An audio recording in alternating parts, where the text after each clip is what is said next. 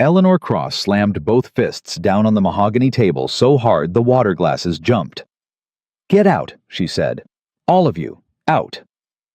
12 of the most powerful executives in America stood and left without a single word because nobody argued with the Iron Queen.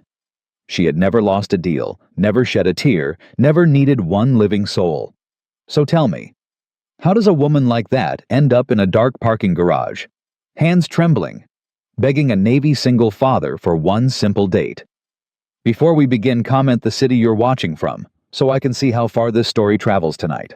And if you still believe love can find us when we've stopped looking, subscribe, and stay with me. The 42nd floor of Meridian Global belonged to Eleanor Cross, the way a throne belongs to a queen, and everyone who worked there understood one rule above all others: you did not make her wait.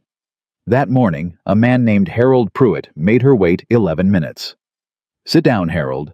He sat. He was 61 years old, 3 decades in the industry, and his hands were shaking like a boy called to the principal's office. "You told the board the Delacroix acquisition would close by the end of the quarter," Eleanor said. She did not raise her voice. She never had to. "It's the end of the quarter. Where's my acquisition?" "Eleanor, there were complications with their pension liabilities that nobody could have." "I could have. I did. I flagged them in April." She slid a single sheet of paper across the table toward him. "That's your own memo. You initialed the paragraph, right there." Harold looked down at his own handwriting and said nothing because there was nothing to say. "I don't punish people for being wrong, Harold. Being wrong is part of the work. I punish people for lying to me about being wrong." She folded her hands.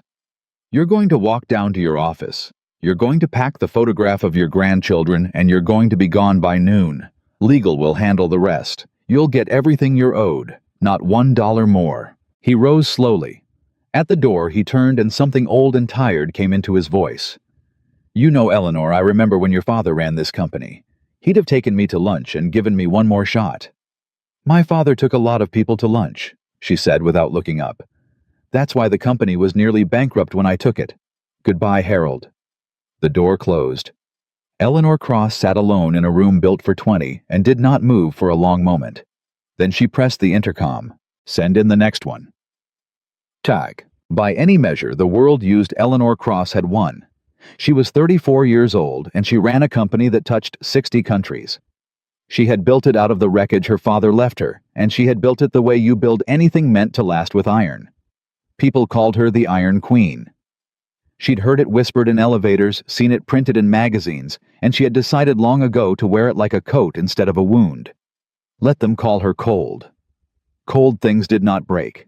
Her assistant, a sharp young woman named Priya, appeared in the doorway that evening with a tablet and a look of practiced calm. "The Hargrove dinner moved to 8. The Tokyo call is confirmed for 11 your time. And the building's doing the annual maintenance on the west bank of elevators tonight, so they've asked everyone to be out by 9. "Fine.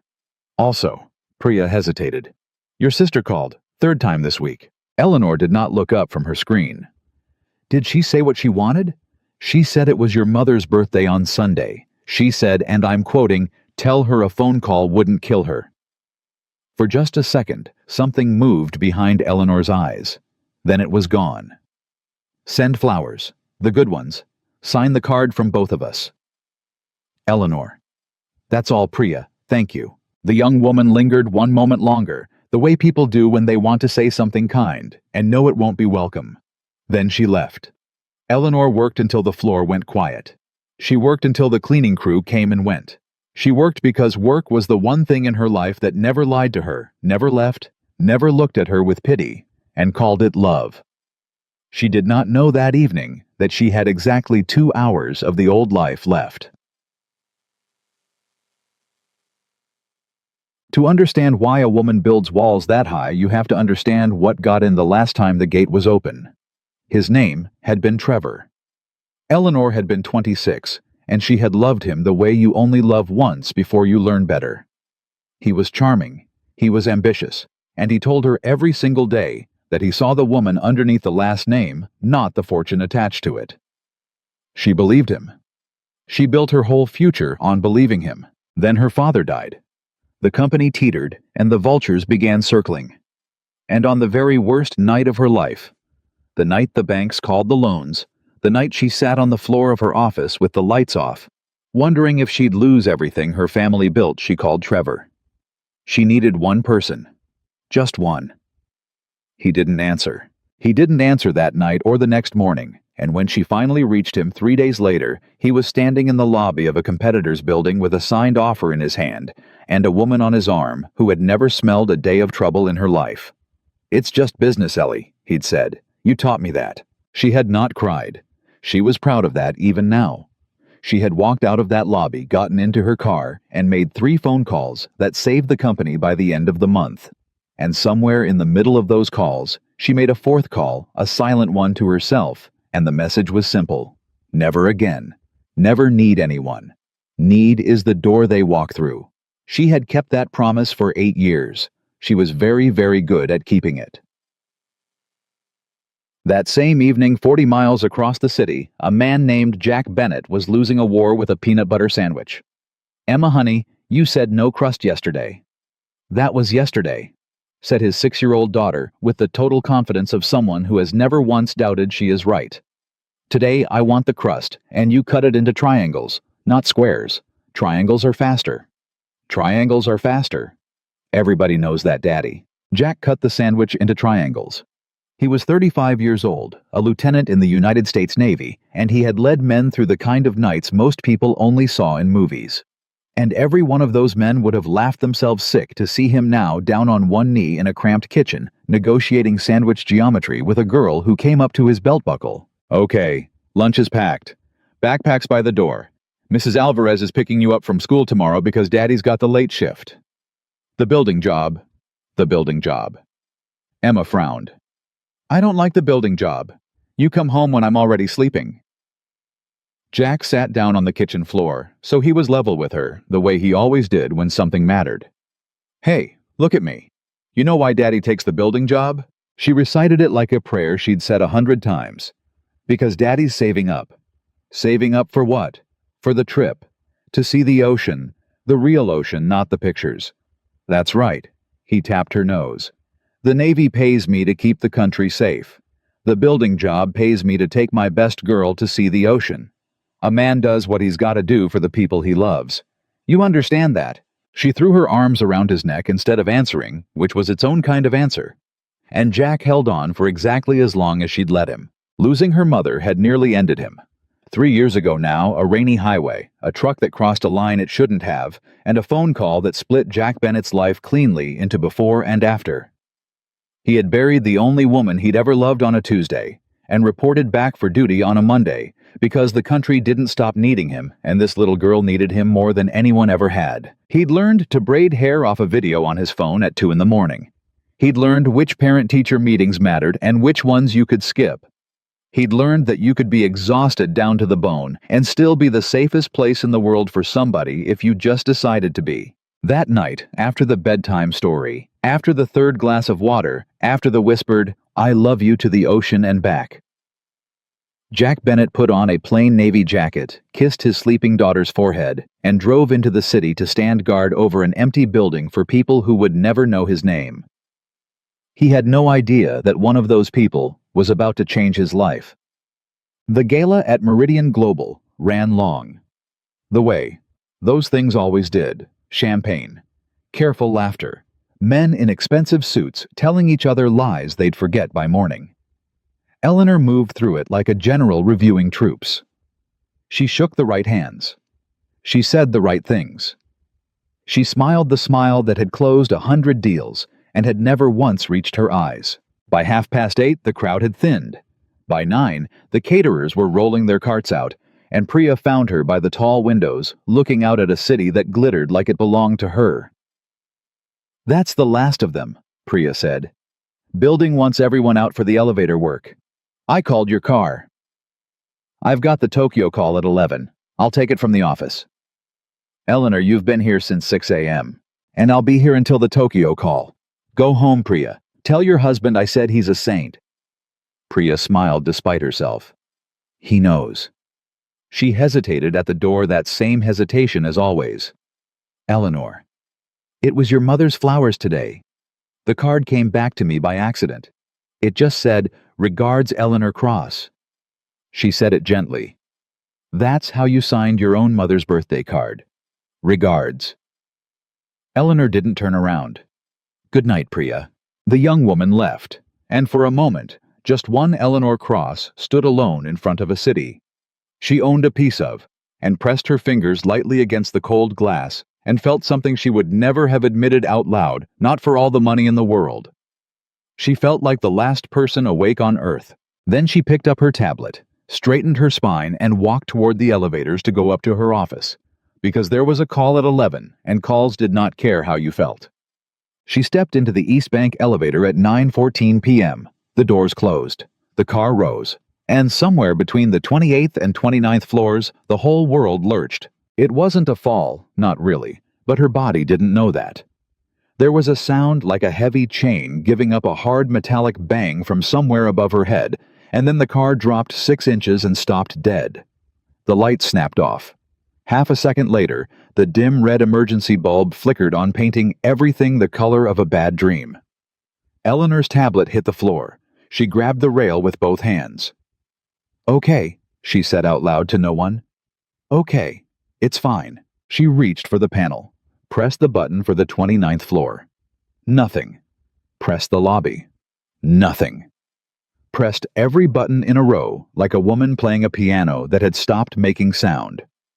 "It's the maintenance," she told herself. "They're working on the West Bank. This is the wrong bank. This is fine." She pulled out her phone. 1 bar. She dialed Priya. The call dropped. She dialed building security, the number she'd seen 1,000 times and never once needed. It rang once, twice, and dropped. The car shuddered again, just slightly, just enough to remind her she was hanging in a shaft 29 floors above the ground, in a box that had already broken once tonight. And here is the thing about Eleanor Cross that no board member, no rival, no reporter had ever seen. Somewhere down beneath the iron, there was a woman who was terribly quietly afraid of exactly this. Not of failing, not of losing, of being trapped, of being somewhere no amount of money and no amount of will could get her out of needing help and having no one at all who would come. Her breathing started to go shallow. Her heart slammed against her ribs like it was trying to get out too. "No," she whispered. "No, not now, not here." She jabbed the red emergency call button with her thumb and held it down. For a long, awful moment, there was nothing but the sound of her own breath. Then a speaker crackled to life above her, and a voice came through, calm, low, steady as a hand on your shoulder. "This is security. I read you. Somebody's in the east elevator." Eleanor opened her mouth, and for the first time in 8 years, no smooth answer came out. What came out was almost a child's voice. "Yes. Yes, the card dropped. The lights went out. I can't." Okay. I've got you. First thing, I need you to do one thing for me. Just one. Can you do that?" She nodded, then remembered he couldn't see her. "Yes. I need you to take a breath, a real one. In through the nose, slow. That car isn't going anywhere. The safety brake's locked. That's the bang you heard. That's them doing their job. You are not falling. Say it back to me." I'm not falling." "That's right. You're not falling. Now what's your name?" She almost said Eleanor Cross. She almost said, "I'm the CEO of this building." Both of those were true, and neither of them was what she needed to say. "Eleanor," she said. Just that. "All right, Eleanor. My name's Jack. I'm going to stay right here with you the whole time, and I'm going to get you out of that box. I've done harder things than this on a bad Tuesday, believe me. You just keep breathing, and you and me are going to talk, okay?" And Eleanor Cross, the Iron Queen. The woman who had fired Harold Pruitt that morning without a flicker. The woman who signed her own mother's birthday card. Regards, slid down the wall of a broken elevator, sat on the floor in a dress that cost more than that man made in a month, and pressed her palm flat against the metal panel, like she could reach through it and hold on to the sound of his voice. "Okay, Jack," she said. "I'm here." He kept her talking. That was the first thing she noticed about him. He never let a silence get long enough to fill with fear. "Where are you, Eleanor?" Standing. "Sitting, on the floor." "Good. Floor's the best seat in the house. Now I've called the elevator company's emergency line. They've got a tech coming, but it's a Friday night in this city, so I'm gonna be straight with you. Could be 40 minutes, could be more. So we're gonna get comfortable. You got someplace better to be." Despite everything, a strange sound came out of her. It took her a second to recognize it. It was a laugh, thin and shaky, but a real one. "I have a call with Tokyo at 11, she said. "Tokyo can wait. Tokyo's got no idea how good it's got it right now sitting there on solid ground." "You don't understand," she said, and the laugh went brittle. "I don't miss calls. I've never in my life just not shown up for something." "Well," his voice stayed easy. "Sounds to me like tonight's a night for firsts." She let her head fall back against the wall. "Are you the security guard?" "For tonight I am. It's not my regular line of work, but I take shifts here when I can." "What's your regular line of work?" There was the smallest pause. "I'm in the Navy, ma'am."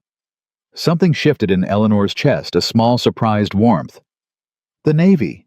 And you're standing in a lobby at 9:30 at night watching cameras?" "A man does what he's got to do." Why? It came out before she could stop it. In her world, everyone did everything for a reason, and the reason was always leverage. She was already bracing for it, because I'm hoping to catch a break, because I know who owns this building, because you never know who you'll meet. But Jack Bennett just said simply, "Got a little girl, 6 years old. I'm saving up to take her to see the ocean, the real one, not the pictures." Eleanor sat very still. She's never seen the ocean, not the real thing. Her mother passed a few years back and money's been well. It's been what it's been. But I made her a promise. And in my experience, ma'am, a promise to a 6-year-old is about the most sacred contract there is. She holds you to every word. Eleanor closed her eyes. She thought of the boardroom that morning. She thought of the pension memo, the initials Harold's grandchildren, in a cardboard box. She thought of the word, regards, in her own handwriting on her mother's birthday card.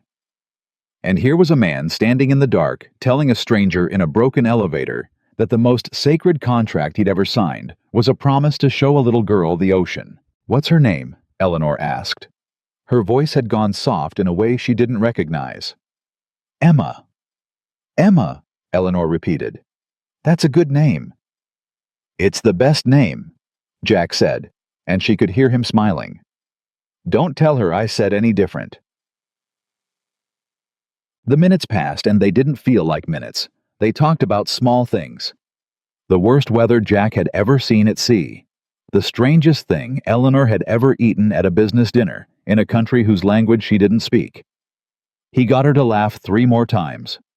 She stopped counting the shutters of the car. But somewhere in there the fear came back. Not the wild panic from the start, but a deeper, quieter thing. The kind that comes when you finally sit still long enough for your own life to catch up with you. "Jack. Right here. Can I ask you something strange?" "Strangest place I've ever taken a question." "Go ahead." Eleanor stared at the dim red light. "Does anybody know you're here tonight? I mean, if something happened to you.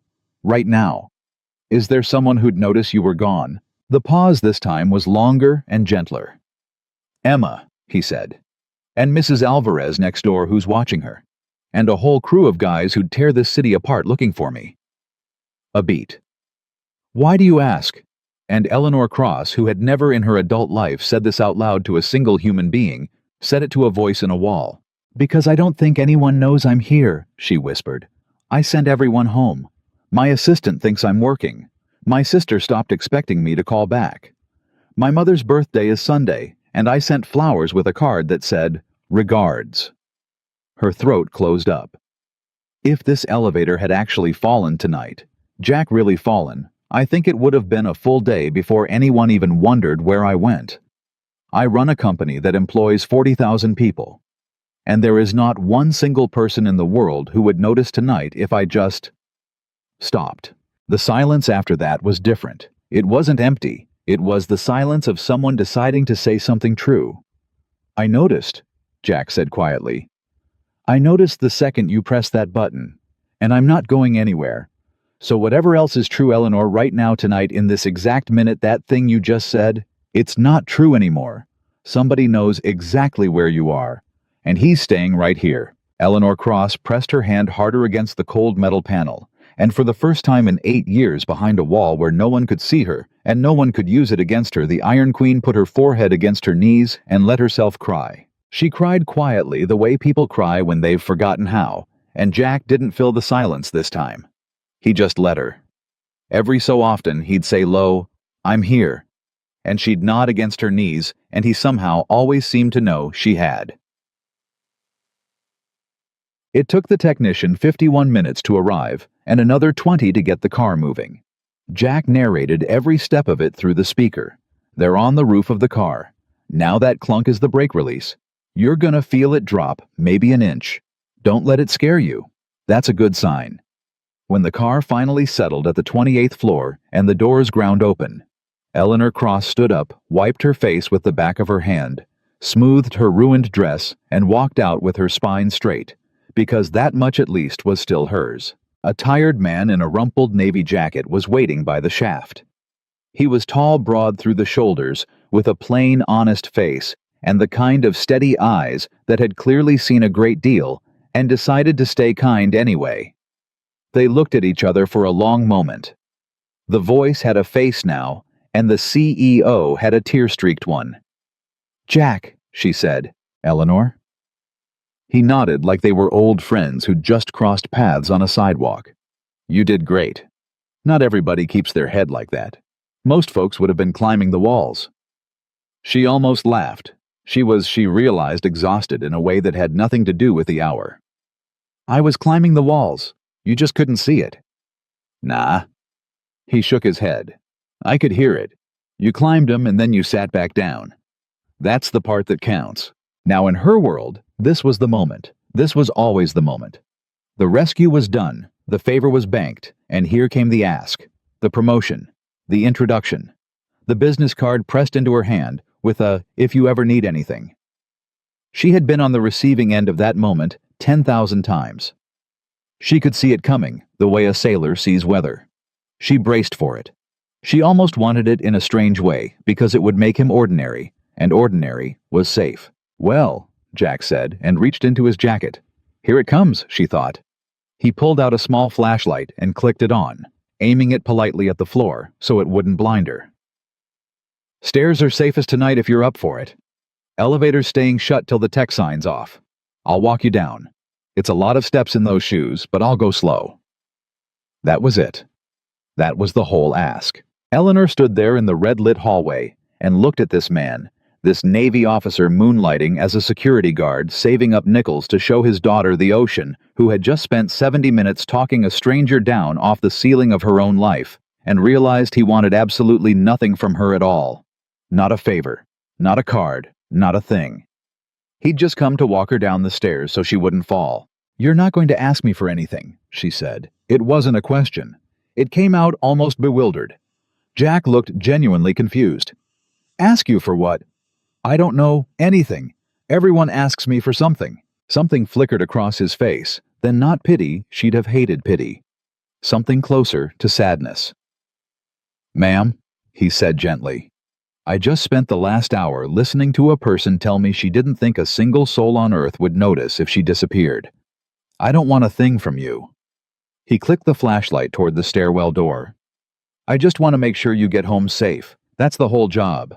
And Eleanor Cross, who could read a balance sheet in the dark, who had never in her adult life met a want she couldn't decode, stood completely still because she did not have a single file in her whole vast mind for a man like this.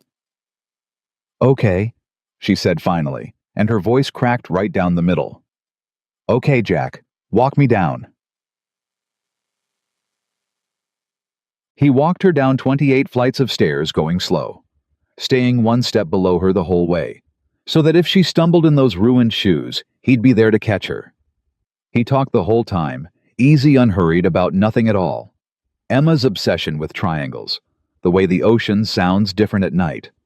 A joke about the shoes that made her laugh so hard she had to stop on the 14th floor landing and hold the rail. When they reached the lobby, her car was long gone, dismissed hours ago.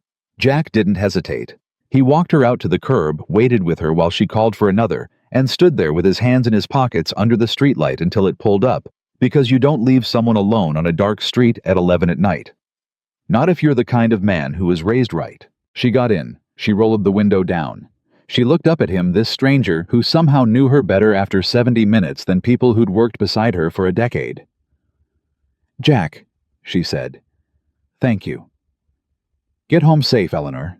The car pulled away, and Eleanor Cross turned around in her seat and watched through the back window as the tall man in the navy jacket lifted one hand, held it up until the car turned the corner, and then walked back inside to finish a shift that paid him just enough to buy a little girl a look at the ocean. She faced forward again. The city slid by, glittering hers. She had everything a person was supposed to want. She had built it out of iron, and she had guarded it for 8 years, and she had never once, not for one single night, felt what she had felt sitting on the floor of that broken elevator with her hand pressed against a wall. She had felt like somebody knew she was there. Eleanor took out her phone. She stared at it for a long moment. Then she opened her messages, scrolled down past the CEOs and the senators and the men who wanted things all the way down to a name she hadn't touched in far too long. Mom. She typed 3 words. Deleted them. Typed them again. Happy early birthday. I'd like to come Sunday, if that's all right. Not regards. Just love, Eleanor. Her thumb hovered over the button for a very long time. Then 41 floors below the office where the Iron Queen had ruled without mercy for 8 straight years in the back of a car. On a quiet street, a woman who'd been rescued from more than an elevator that night pressed send and started to shake just a little. The way you shake when a door you'd nailed shut a long time ago swings open on its own, and you realize with something between terror and relief that you were the one holding it closed all along. Across the city, a phone buzzed in Jack Bennett's pocket. He didn't check it. He was watching the cameras doing his job. He had no idea that the woman from the elevator had already begun to change the whole shape of his quiet life. He had no idea that in a few short weeks, the most powerful woman in the state would find every excuse under the sun to see him again. And he certainly had no idea that one night, standing in a dark parking garage, that same woman would look him in the eye, take the biggest risk of her carefully guarded life, and ask him a question that neither of them would ever forget. But that was still to come. For now, Jack Bennett watched the monitors and hummed a little tune Emma liked and counted the hours until he could go home and kiss his sleeping daughter's forehead. And 40 miles away, Eleanor Cross rode through the glittering city with a phone in her hand and a tear on her cheek, and for the first time in 8 long years, the faintest, most dangerous thing she had ever let herself feel. Hope. The message to her mother went unanswered for 2 full days, and Eleanor Cross discovered something about herself she had never known. She could not stop checking her phone. She, who had once let a merger sit unsigned for a week just to make a rival sweat, refreshed her messages 40 times before lunch on Saturday. Nothing. She told herself it didn't matter. She told herself a great many things that weekend, and she believed none of them. And on Sunday morning, she got dressed 3 separate times before finally driving out to the small house in the suburbs where she had grown up and where her mother still lived. Her sister answered the door. Grace was 2 years younger, softer in every way that mattered, and when she saw Eleanor standing on the step in a cashmere coat holding a bakery box, her mouth actually fell open. "You came." "I said I would." "You never come. You sent flowers. You sent a card that says—" "I know what the card said," Eleanor cut in. "That's sort of why I'm here." Their mother appeared in the hallway behind Grace, thinner than Eleanor remembered, her hair gone fully silver now, and for a moment the 2 women just looked at each other across a distance that had nothing to do with the 6 feet of doorway between them. "Eleanor," her mother said. "Happy birthday, Mom." And then her mother crossed the hall and put her arms around her oldest daughter, and Eleanor stood stiff for exactly 1 second before something in her simply gave out, and she hugged her mother back so hard that the bakery box crushed against both their chests, and neither of them cared. Later at the kitchen table, with coffee going cold in front of them, her mother reached across and took Eleanor's hand. "What happened to you?" "What do you mean?" "I mean something happened. I know my daughter. 8 years I've watched you turn to stone a little more every year, and I stopped hoping. And now you show up on my doorstep looking like—" She squeezed her hand. "Looking like you did before your father died.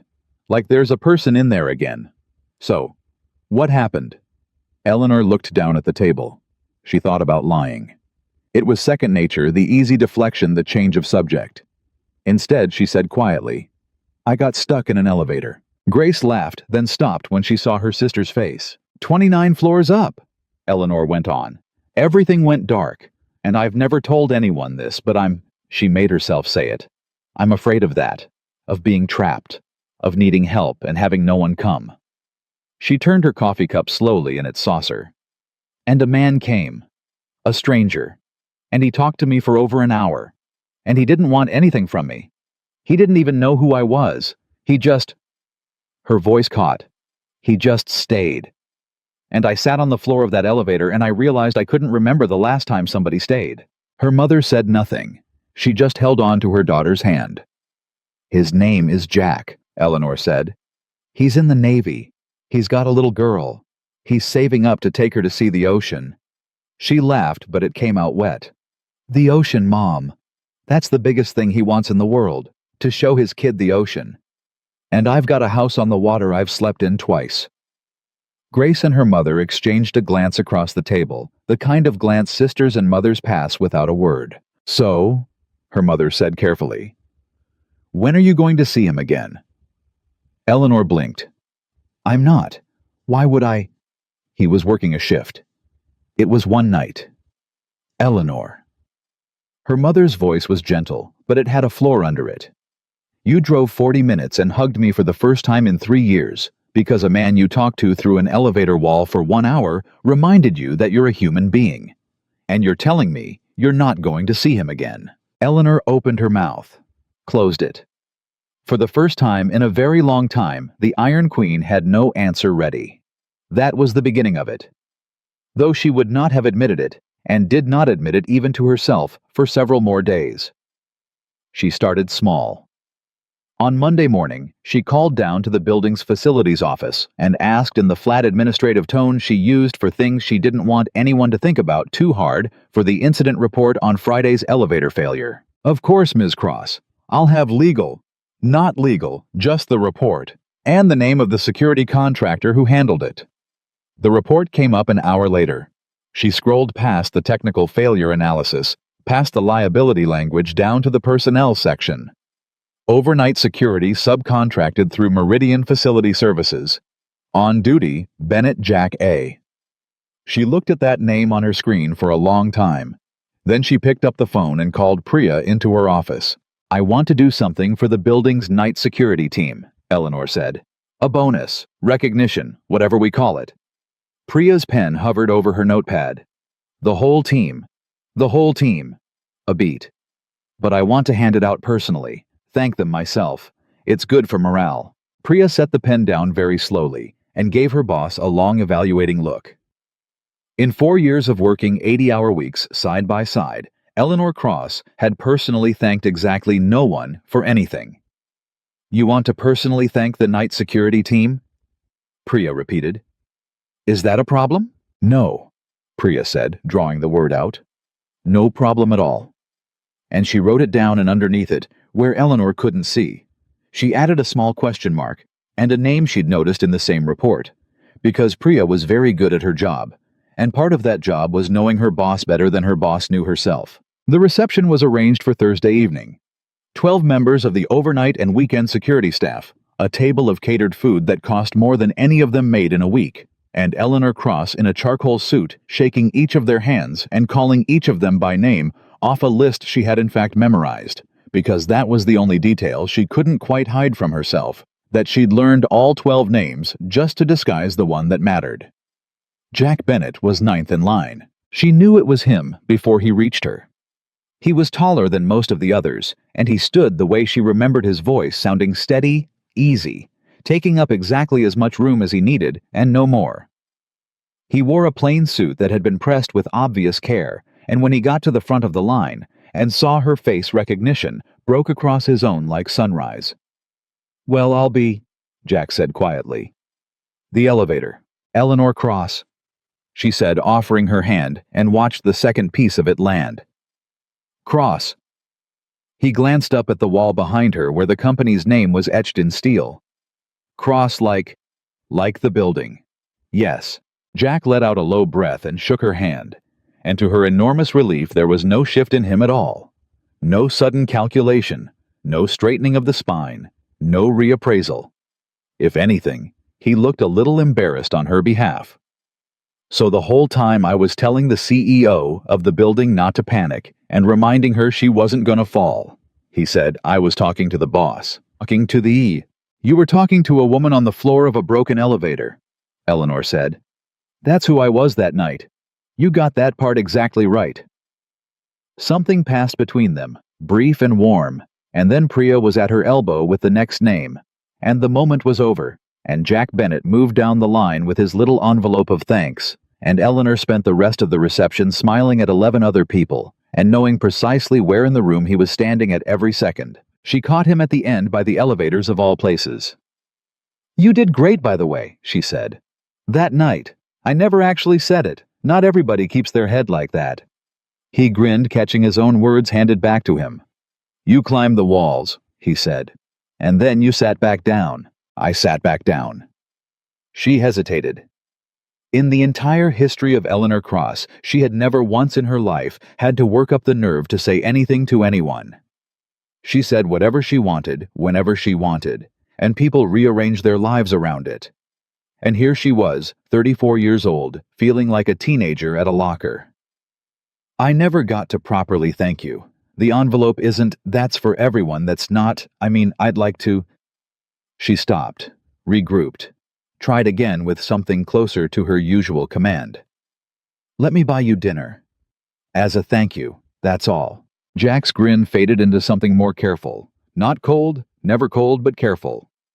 That's real kind of you, Ms. Cross. Eleanor.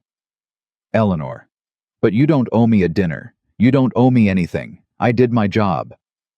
It wasn't your job to stay on that speaker for 70 minutes when you could have just told me a tech was coming and gone back to your monitors.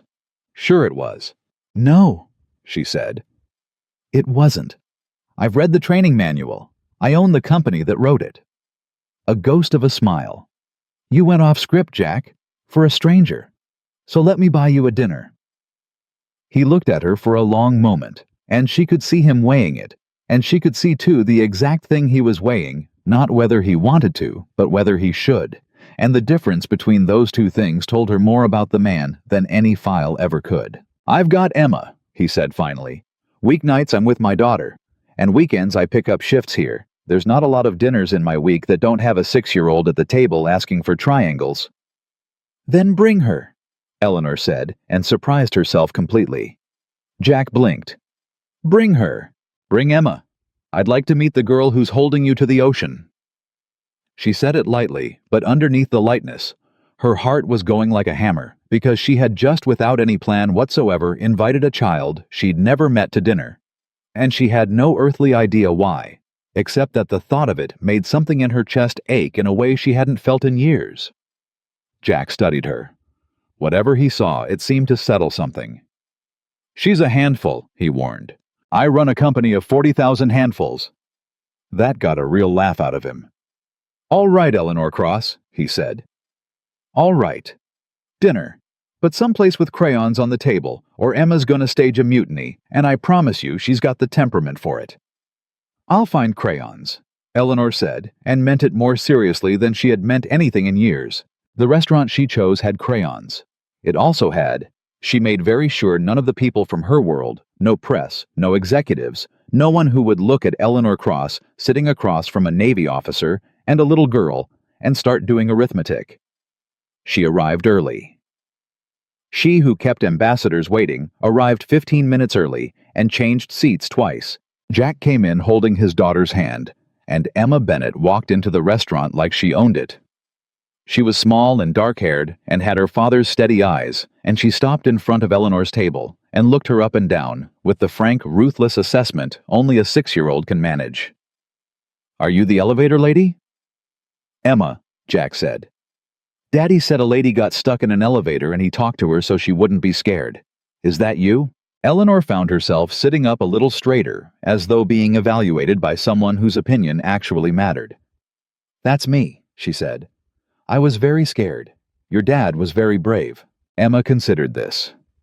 My dad is the bravest, she said with the flat finality of settled fact. He's in the Navy. He drives boats. Big ones. She climbed up into the booth without being asked directly across from Eleanor, and folded her small hands on the table in unconscious imitation of her father. Do you have crayons? I asked them to bring crayons especially for you. Emma turned to her father, deeply impressed. She asked especially. I heard, Jack said, sliding in beside his daughter. Real fancy. And that was how the dinner began, and Eleanor Cross, who had negotiated across from heads of state and titans of industry, and men who could crush careers with a phone call, found the single most disarming opponent of her entire life to be a 6-year-old girl who spent the first 10 minutes explaining in exhaustive detail why triangles were the superior shape for all foods.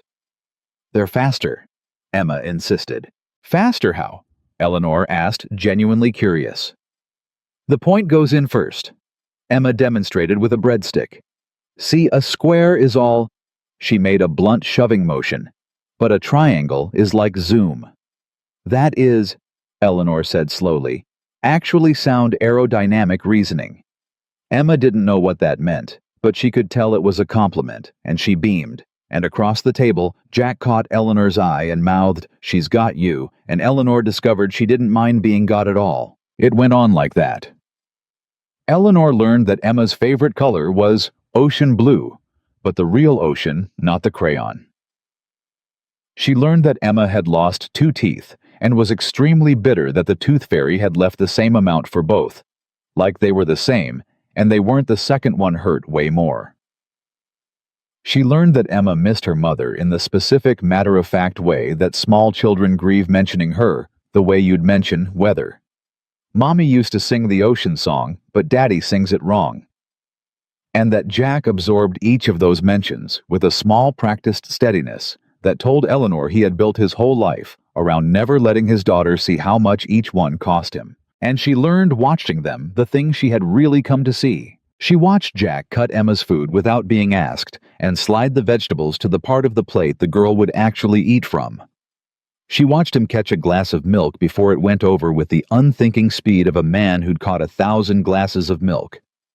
She watched him listen, really listen to a rambling story about a classmate named Dylan who ate glue, nodding at all the right places, asking the follow-up questions that let Emma know her small life was to her father the most important thing in the entire world. Somewhere in the middle of it, Emma slid out of the booth to go look at a lobster tank across the room, and for a moment it was just the 2 adults.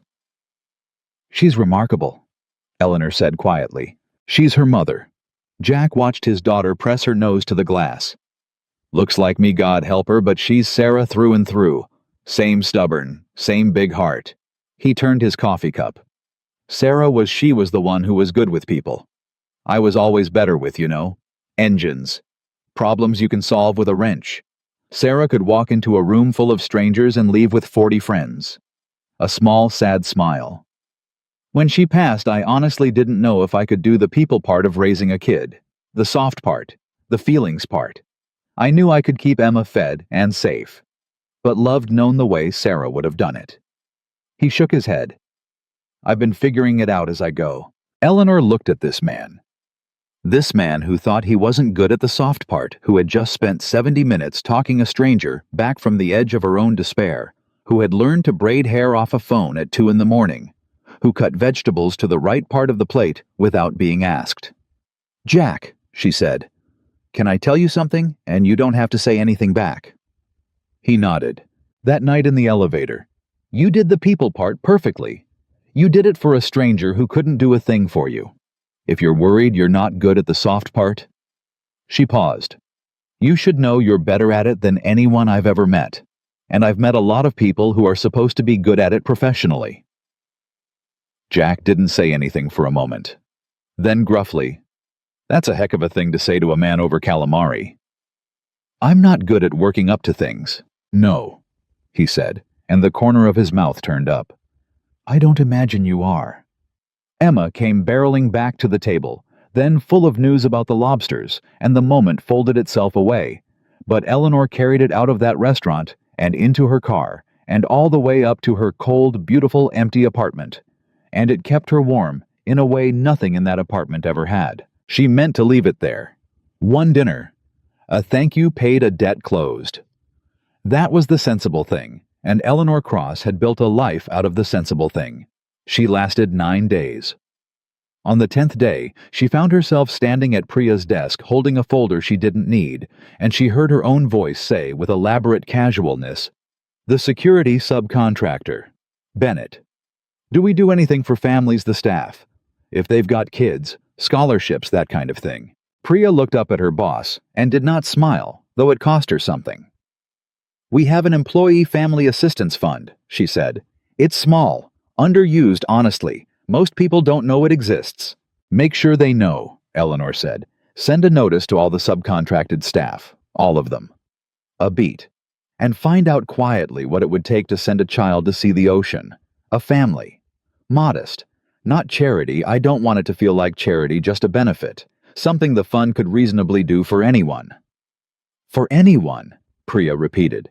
"For anyone." Priya held her boss's gaze for a moment longer than was strictly necessary.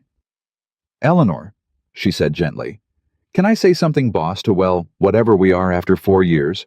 You're going to anyway. You've reorganized a corporate benefits fund, personally thanked the entire night security team, and asked me to price out an ocean trip. All in about 3 weeks. And in 4 years I have never once seen you do a single thing that didn't have a business reason underneath it." Priya set down her pen. "I'm not asking what's going on. I just want you to know that whatever it is," she smiled, "it looks good on you. That's all. It looks like you're breathing again." Eleanor stood there holding her unnecessary folder, and for a moment the mask slipped entirely, and Priya saw underneath it something she had never seen on her boss's face in 4 years' uncertainty. Hope. Fear. All at once. "I don't know what I'm doing, Priya," Eleanor admitted so quietly it barely crossed the desk. "I know," Priya said. "That's the best part." She saw Jack twice more over the next month, both times arranged with the same transparent flimsiness. Once she happened to be reviewing the building's overnight operations on a Saturday night when he was on shift, and they talked in the lobby for 2 hours while she pretended to look at monitors. Once she offered again without any plan. The offers just kept leaping out of her before her sensible mind could stop them to have her driver take Emma and Jack to the aquarium on a Sunday, since her own weekend had opened up. She did not go with them. She told herself that was appropriate. She spent the entire day imagining Emma's face at the glass and hating that she wasn't there to see it. That evening, Jack called her the first time he'd ever called, instead of the reverse, and she answered on the first ring, which she immediately regretted. She wore herself out. Jack set his voice low, and she could hear that he was standing outside a closed door. "She's down. But before she went under, she made me promise to tell you something." "What?" She said, and I'm quoting exactly, "Tell the elevator lady the octopus was her favorite, and mine is the sharks, and we should both go next time, so she can pick a third one." A pause. "So that's an official summons, in case you didn't catch it. From the highest authority in my house." Eleanor sat down on the edge of her bed, in her enormous silent apartment, and pressed the phone hard against her ear. "Jack," she said, "can I ask you something? You keep asking me things I don't expect. Go ahead. Why did you call?" She turned the question over even as she asked it. "You could have texted me what she said. You called." The pause on the other end went long. When Jack spoke again, his easy voice had lost some of its ease. "I've been trying not to think too hard about that," he admitted. "Why?" "Because you're Eleanor Cross," he said simply. "You own the building I guard at night to make ends meet. You've got," I looked it up. "I'm not proud of it, but I looked it up. You've got a net worth with a number in it. I can't even picture. And I'm a widower, with a kid and a Navy salary who cuts sandwiches into triangles." He exhaled. "And you keep finding reasons to be in the same room as me, and I keep finding reasons to let you. And I've got a daughter whose heart already got broken once by losing somebody she loved. And I swore I'd never let that happen to her again. So I'm being careful, real careful, because Emma already asked me tonight if the elevator lady was going to be her friend forever." His voice tightened. "And I didn't know what to tell her, because I don't know what this is, Eleanor. And a man in my position can't afford to find out and be wrong. Eleanor closed her eyes. Everything in her, every instinct honed over 8 years told her to retreat now, to laugh it off, to say something smooth and cool that would put the door back on its hinges and let them both pretend. It was the safe move. It was the sensible move. She was so tired of the sensible move. "I don't know what this is either," she said instead, and her voice shook, and she let it. "I want to be honest with you because you've been nothing but honest with me from the first minute through a wall when you didn't even know my name. So here's the truth, Jack. 8 years ago, I loved a man, and on the worst night of my life, I needed him, and he wasn't there, and I decided I would never need anyone again. And I've kept that promise. I've kept it perfectly. I'm very good at it." She swallowed. "And then a voice came through a wall and told me I wasn't falling, and I have not been able to stop needing to hear it since. And I know that scares you because of Emma, and it should. But you asked me what this is, and the honest answer is, I don't know, except that it's the first real thing I've felt in 8 years, and I am terrified of it, and I don't want it to stop." The silence on the line was so complete she could hear him breathing. "Well," Jack said finally, and his voice was rough, "that's a heck of a thing to say to a man over the phone. I'm not good at working up to things." "No." She could hear the smile come back into his voice, small and shaken. "No, Eleanor, you sure aren't." Neither of them said anything for a moment. It was not an empty silence. It was the silence of two people standing on either side of a door, each with a hand on the knob. "Emma's got school Monday," Jack said at last. "But there's a diner near her school. Nothing fancy. Real crayons, real bad coffee. I take her Saturday mornings, it's our thing." A pause. "You could come. This Saturday, if you wanted.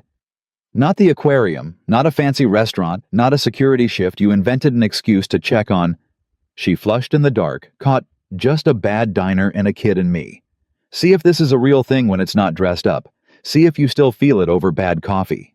"What if I do?" Eleanor asked. "Then I guess we'll have a problem," Jack said softly. "The good kind."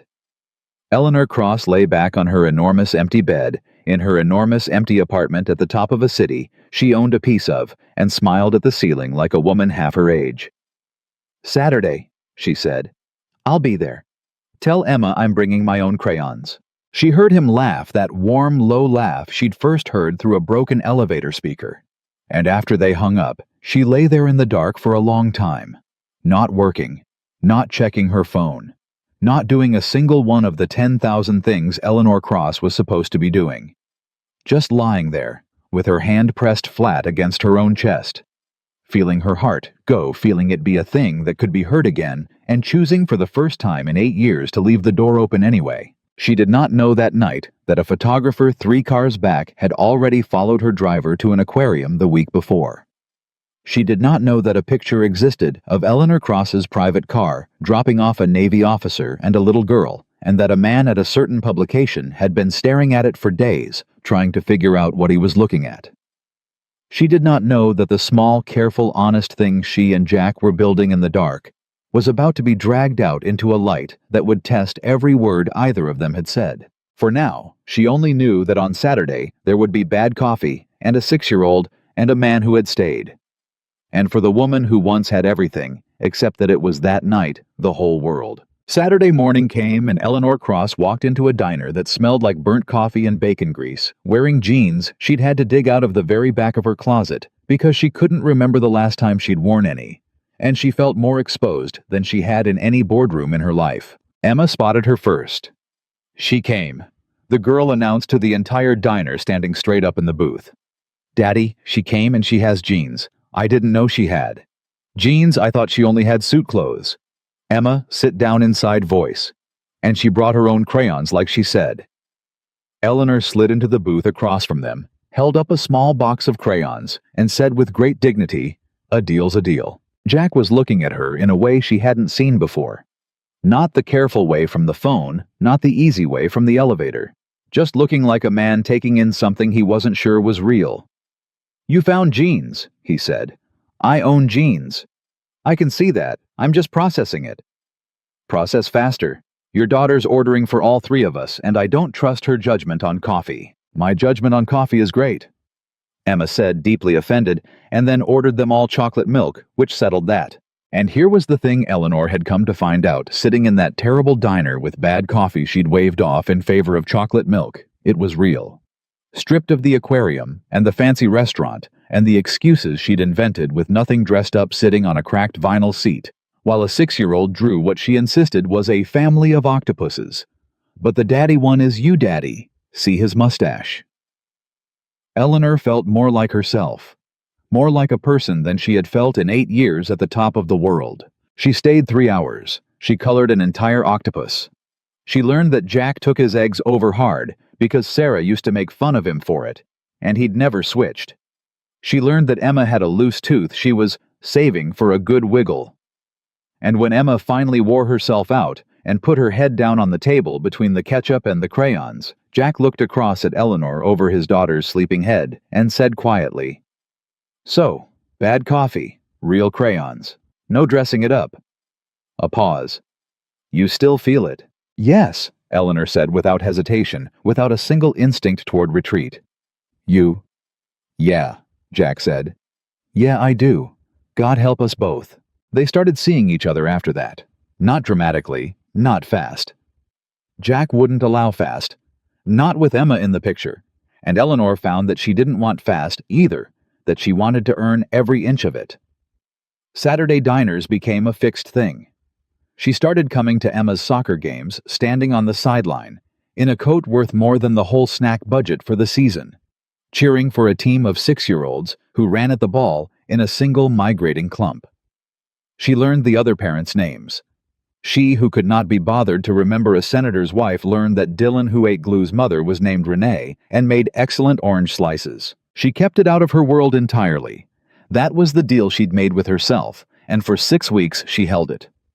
No press, no executives, no crossover between the Eleanor Cross who ran a company and the Eleanor who colored octopuses in a diner. She guarded that small warm thing the way she'd once guarded her whole heart, because she knew what her world would do to it if it ever got its hands on it. She was right to be afraid. It broke on a Tuesday. Priya came into her office without knocking, which she never did, and set a tablet down on the desk in front of Eleanor without a word. Her face was carefully, professionally blank, which was worse than any expression. The headline read, "The Iron Queen's Secret, CEO, Eleanor Cross and Her Mystery Man." Below it, 3 photographs. Eleanor's private car outside the aquarium. Eleanor on the sideline of a soccer field, laughing at something unguarded in a way no photo of her had ever captured. And the worst one, the one that made her stomach drop. Eleanor, Jack, and Emma walking out of the Saturday diner, Emma between them holding both their hands swinging. "How bad?" Eleanor said. Her voice had gone flat and cold, the boardroom voice armor snapping back into place. "It's the lead item on 3 sites already," Priya said quietly. "It'll be everywhere by tonight. They've identified him. Name rank the fact that he does security shifts here. She hesitated. "Eleanor, they're not being kind. The framing is that he's, say it. That he's a security guard who works in your building. That he's a widower with a child and a modest salary. The word opportunity is being used, and convenient, and a few worse ones in the comments that I won't repeat." Priya's jaw tightened. "They're saying he's after your money, and they're saying you're—" She stopped. "Finish it. They're saying you've lost your edge, that you're distracted. A couple of the finance sites are running it as a story about your judgment, about whether you're still fit to run the company." Eleanor sat very still. She had known intellectually that this was the risk. She had not known it would feel like this, like being turned inside out. Like every private, tender, real thing she'd built in the dark, being hauled into a spotlight and priced by strangers. But that wasn't the part that made her hands go cold on the desk. The part that made her hands go cold was Emma. Emma's face clear as day in a photograph next to the word convenient. A 6-year-old whose father had built his entire life around protecting her from exactly this kind of hurt. "Jack," Eleanor said. "Does Jack know?" As if summoned, her phone lit up. It was him. She answered. "Jack, is Emma in these pictures?" His voice was not easy now. It was not gentle. It was the flat, controlled voice of a man holding something down with both hands. "Eleanor, is my daughter's face on the internet next to a headline about your money?" Eleanor closed her eyes. Yes. The silence on the line was terrible. Jack, I'm going to fix this. I have lawyers. I have people I can get the images of Emma taken down.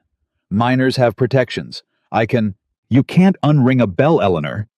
His voice cracked just slightly, and that was worse than shouting. It's already out.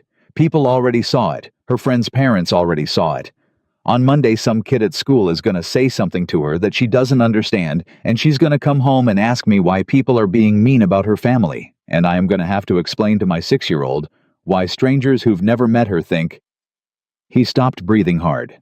I told you the first night on the phone.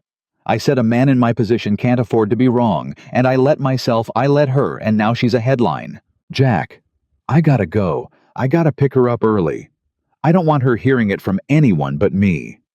A pause, and then quietly, awfully, I don't know what I was thinking. I really don't. And he hung up. Eleanor sat in her enormous office with the tablet glowing in front of her, and her assistant standing there not knowing what to do, and she felt the walls she'd spent 6 weeks dismantling begin brick by familiar brick to rebuild themselves. It would be so easy. That was the terrible thing. It would be so easy to let them. To issue a cold statement to let the story die, to go back to being the Iron Queen who needed no one and could be hurt by nothing. She'd done it once. She knew exactly how. Nail the door shut, hang the coat over the wound, never need anyone again. She got as far as opening a blank document to draft the statement. Ms. Cross considers her private life private and has no comment. Clean. Cold. It would work. It would make the whole thing go away, and it would make Jack go away with it, and Emma, and the octopuses, and the bad coffee, and everything she'd found in the dark. She stared at the blinking cursor for a long time. Then she thought about a voice through a wall, telling her she wasn't falling. She thought about a man who'd stayed on a speaker for 70 minutes for a stranger who couldn't do a thing for him. She thought about convenient and opportunity, and about how the story had it exactly precisely insultingly backwards, because Jack Bennett was the one person in her entire life who had never wanted a single thing from her, and the world had looked at him and decided he was a thief. Eleanor Cross closed the blank document. Priya, she said, and her voice had changed.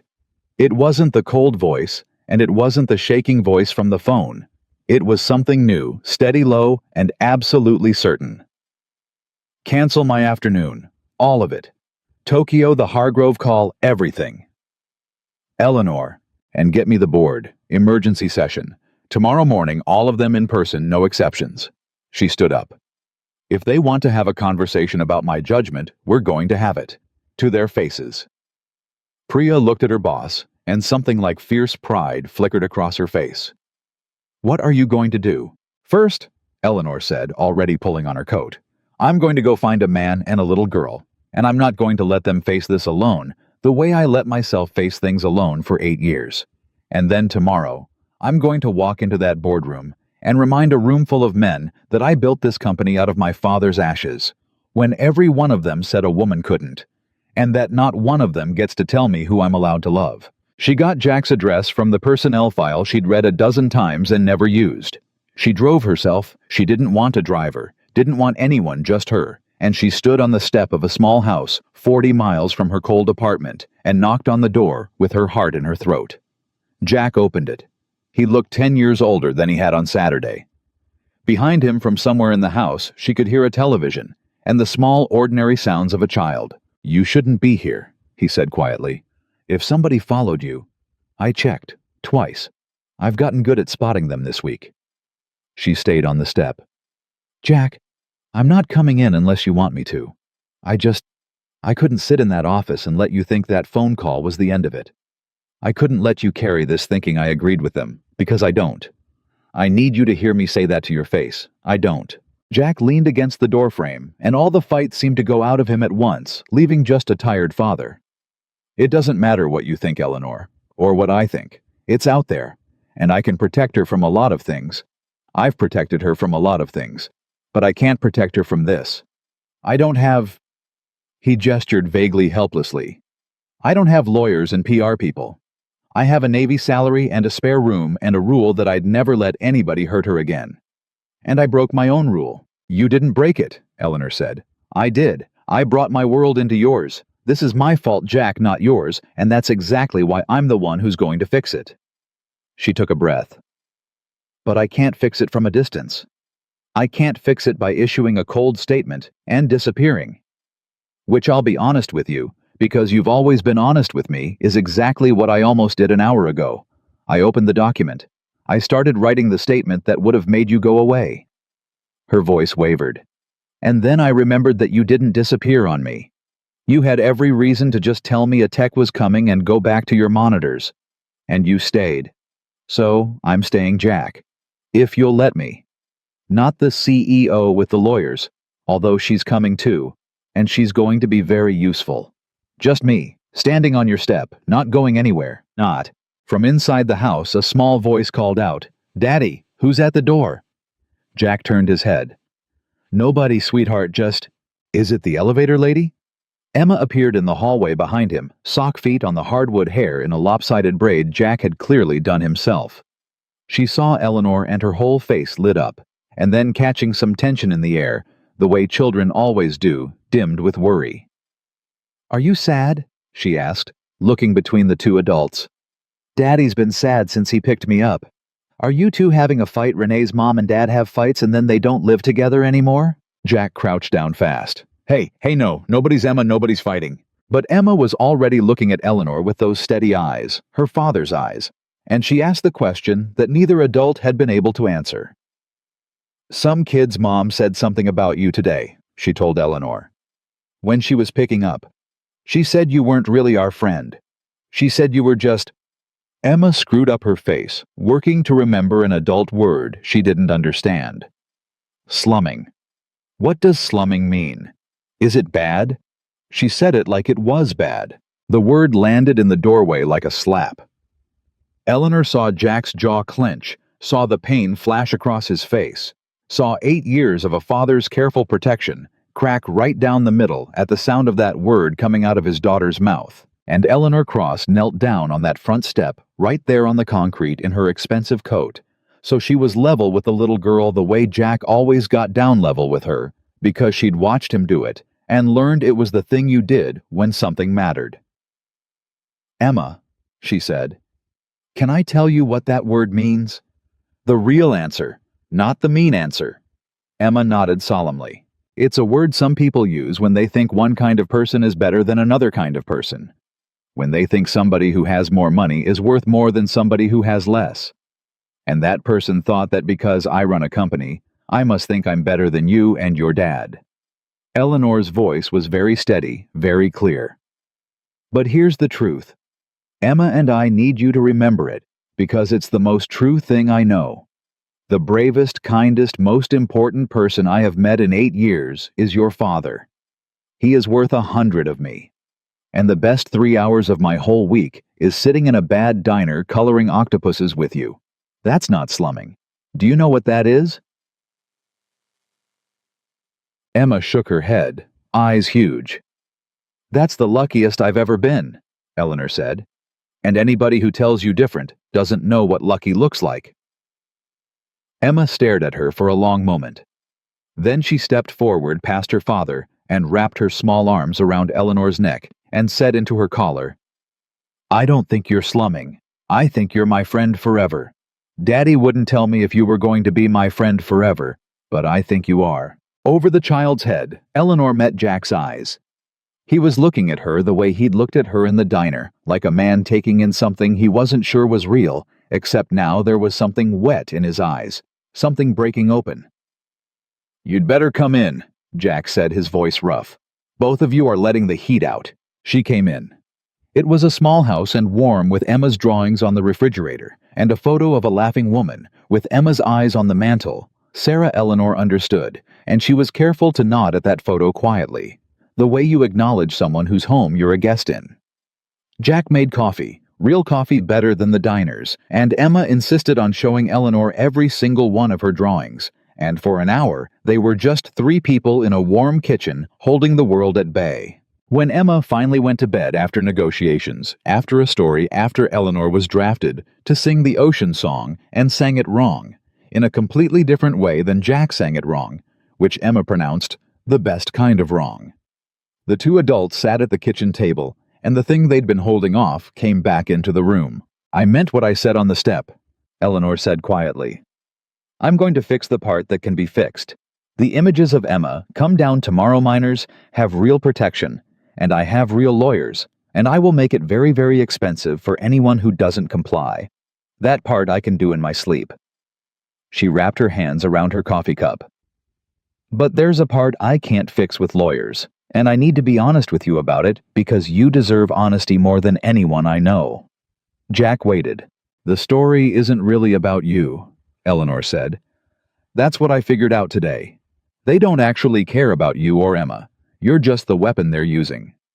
The real story, the one my board is going to try to have with me tomorrow, is that Eleanor Cross has gone soft. That the Iron Queen has feelings, and feelings are a liability, and a woman who has feelings can't run a company. She looked up at him. For 8 years, I made sure no one could ever say that about me. I made myself into someone it couldn't be true about.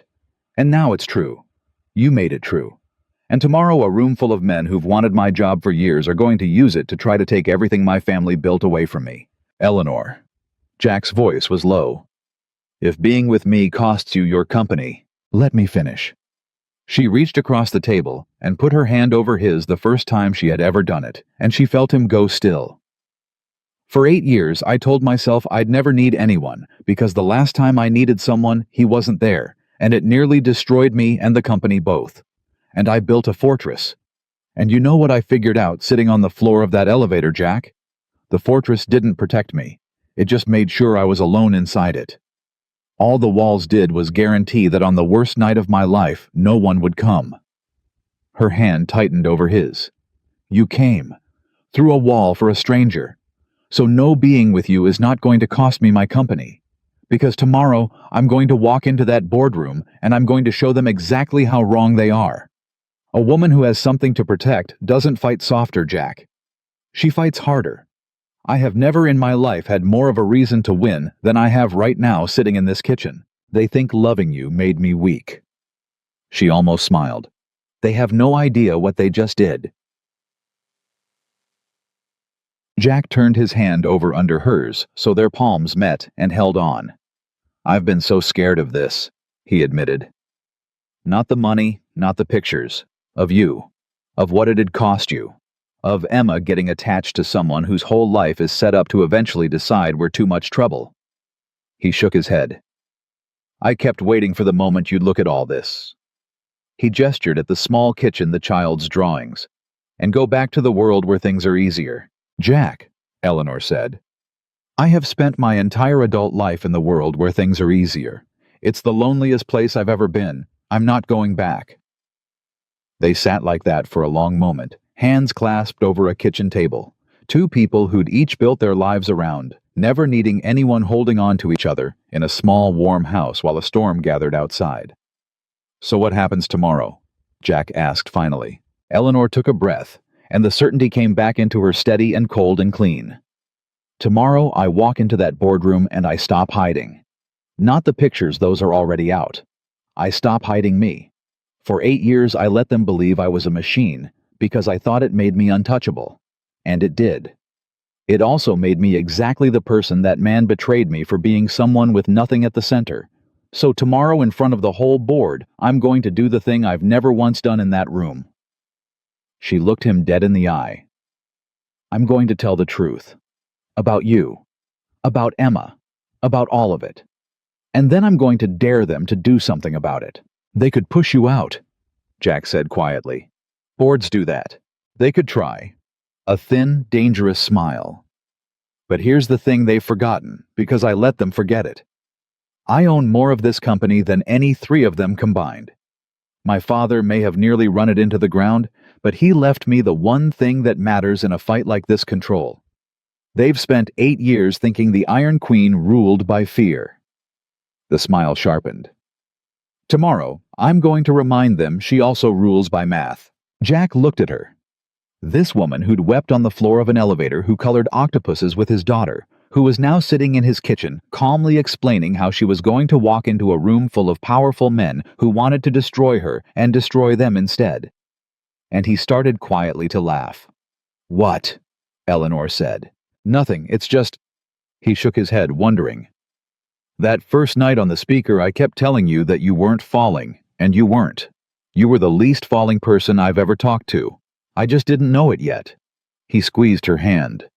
"Go get him, Eleanor. Whatever happens tomorrow, whatever it costs, Emma and I aren't going anywhere.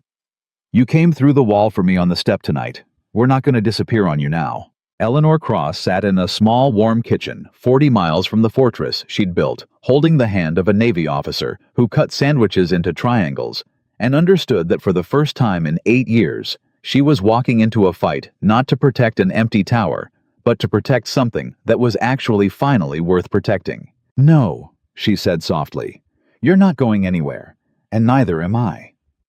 She looked toward the hallway, toward the room where a little girl slept with a lopsided braid and a loose tooth she was saving for a good wiggle. Not this time. Outside, the storm gathered, and the story spread, and a room full of men sharpened their knives for the morning. But in the kitchen, two people who had each spent years believing they were better off alone sat together in the lamplight, and were not alone at all, and whatever the morning brought, that much at least could not be taken back. She didn't sleep much that night, but for once it wasn't the sleeplessness of a woman running numbers in the dark. It was something quieter.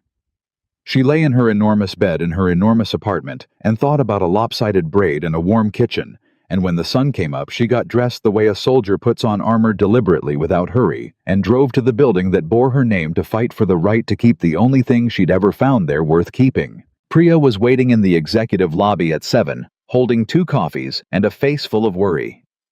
"They're all here," she said, falling into step beside Eleanor. "All 11. Some of them got in last night. Harrington flew back from Zurich." She hesitated. "Eleanor Harrington doesn't fly back from Zurich unless he thinks he's going to win something." "I know exactly what Harrington thinks he's going to win." Eleanor took the coffee. "Did you get me the ownership breakdown?" "On your tablet, current as of this morning. But Eleanor—" Priya stopped her with a hand on her arm just outside the boardroom doors and dropped her voice. "I've been up all night reading proxy filings. They've been talking to each other. Harrington Voss and old Delacroix's people. If they move to remove you as CEO, not owner, they can't touch your shares, but they can strip the title. They might have the votes. It'd be close, but they might have them." Her eyes were fierce and frightened at once. I need you to know what you're walking into. This isn't a bluff you can stare down. This is real." Eleanor looked at her assistant of 4 years, who had noticed everything and said nothing, and quietly rerouted a benefits fund to price out an ocean trip without ever once being told why. "Priya," she said, "in 4 years, have I ever walked into a room I didn't know the math of? No. I'm not starting today." She squeezed Priya's hand once briefly, the most affection she'd ever shown her in the office. "Whatever happens in there, thank you. For seeing it before I did. For not saying anything. For the ocean trip." She almost smiled. "Now go sit outside and try not to listen at the door." "I make no promises," Priya said, and let her go. The boardroom went silent when Eleanor walked in. 11 of them around the long table, and she could read the room the way she'd always been able to read a room Harrington at the far end, with the still satisfied stillness of a man who thinks he's already won. Voss beside him not meeting her eyes. The Delacroix representatives clustered like they'd rehearsed, and scattered among them a handful of faces that were simply uneasy board members who had no appetite for a coup but weren't sure how to stop one. Eleanor did not sit at the head of the table. She noticed that some of them noticed. She set her coffee down and her tablet, and she remained standing, and she let the silence stretch until it belonged to her. "I know why you're here," she said finally. "So let's not waste a beautiful morning pretending this is about anything else. You've seen the photographs, you've read the stories, and some of you—" Her eyes moved unhurried to Harrington. "Have decided this is the opening you've been waiting 8 years for. So, let's have it. Who wants to go first?" For a moment, no one moved. Then Harrington leaned back in his chair, unbuttoned his jacket, and smiled the smile of a man who's brought a longer knife. "Since you're being so refreshingly direct, Eleanor, I'll match you." His voice was smooth, reasonable. The voice of a man who'd spent 40 years making terrible things sound like common sense. Nobody in this room cares who you spend your evenings with. Truly, your personal life is your own.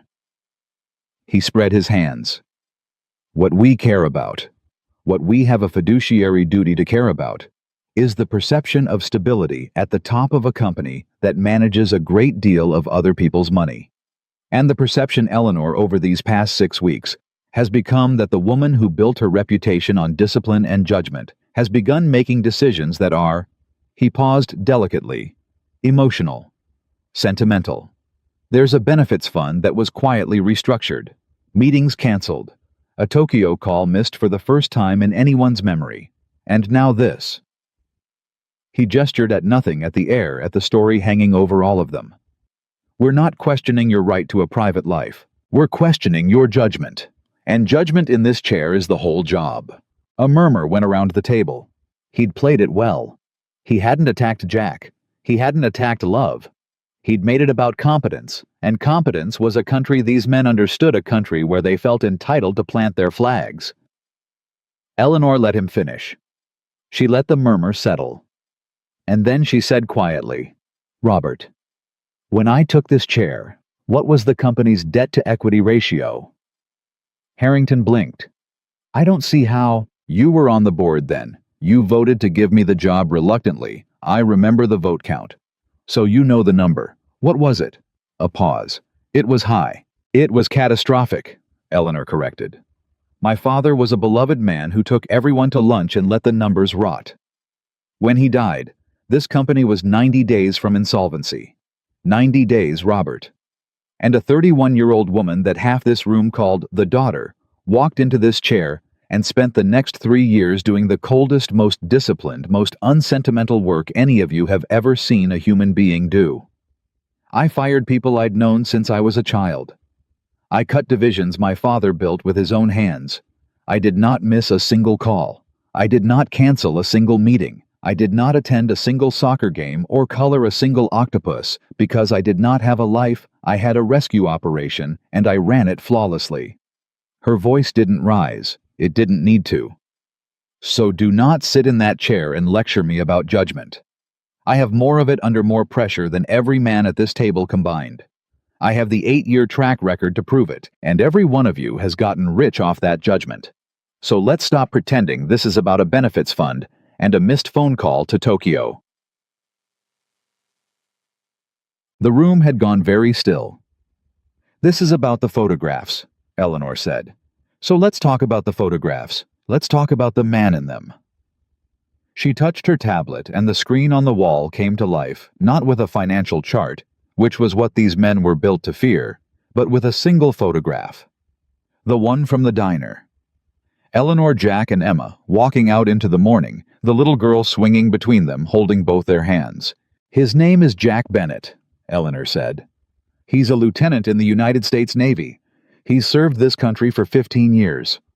3 years ago, his wife died in a car accident and left him alone with a 6-year-old daughter, and rather than fall apart, he learned to braid hair off a video at 2 in the morning and works overnight security shifts in this building, the one with my name on it, to save up enough money to take that little girl to see the ocean. Which she has never seen. Because on a Navy salary with a child after a funeral, the ocean is a luxury. She let that sit.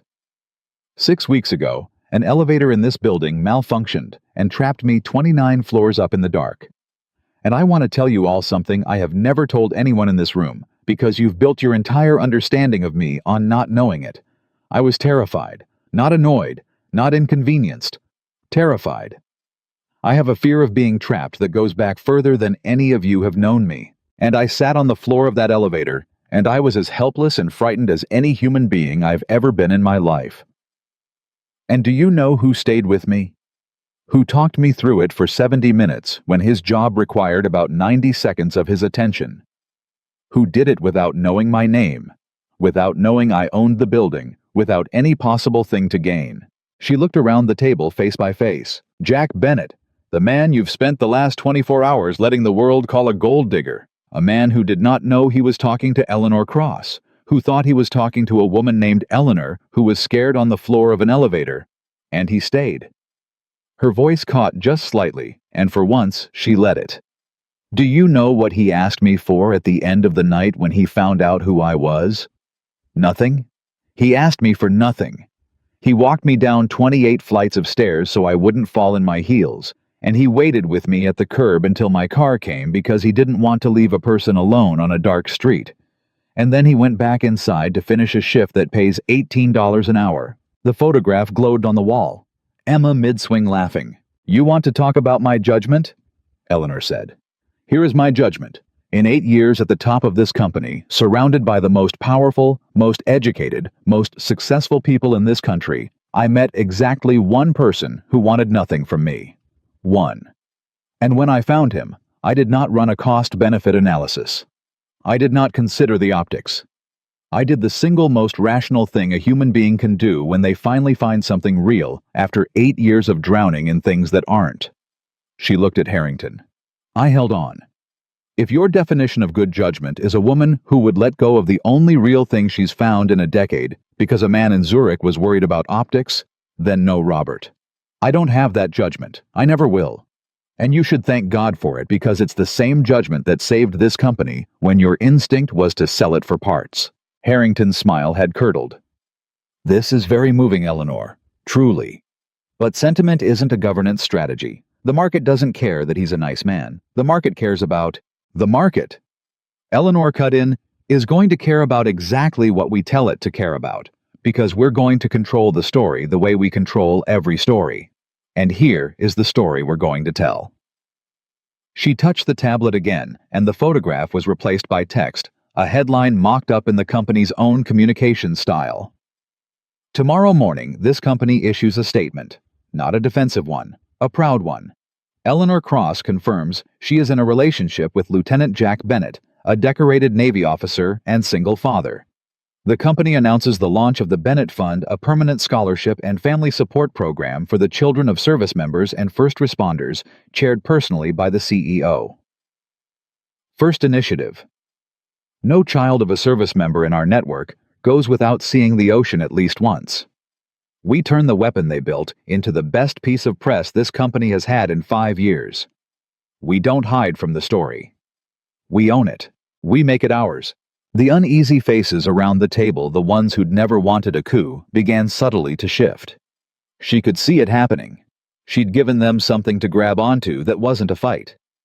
You're spinning it, Harrington said, but there was less iron in it now. I'm leading it, Eleanor said. There's a difference, and it's the difference between a CEO and a caretaker, and it's the reason I have this chair, and you don't. She let that land.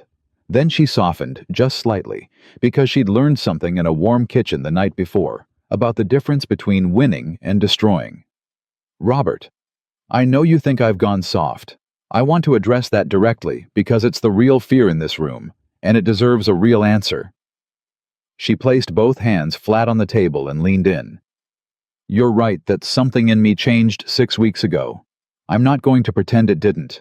I used to be a person who felt nothing, and now I'm a person who feels a great deal. And I understand why that frightens you, because you've only ever known the version of me that felt nothing, and that version was very, very good for your dividends. Her voice hardened again, cold and clean. But you've made a mistake in your arithmetic, and it's the same mistake that man made 8 years ago, so let me correct it for the record. You think a woman who has something to lose is weaker than a woman who has nothing. You have it exactly backwards. For 8 years I fought for a tower with nothing in it. I fought hard and I won because winning was all I had. Now I have a little girl who wants to show me a shark at the aquarium and a man who came through a wall for me. You think that makes me easier to beat? She almost laughed. Gentlemen, you have never in your lives seen me fight for something I actually love, and you do not want to start today. Ahiu. Silence. Real silence. The kind that has a decision inside it. It was Voss who broke it. Voss, who'd sat at Harrington's right hand and hadn't met her eyes all morning. He cleared his throat and looked for the first time directly at her. The Scholarship Fund, he said slowly. The Bennett Fund, chaired by the CEO, service members and first responders. He glanced sideways at Harrington, and something in that glance was a man stepping off a sinking boat. That's good. That's very good. The regional facilities alone employ a lot of veterans. That plays extremely well in the districts where we're trying to expand. That's not spin, Robert.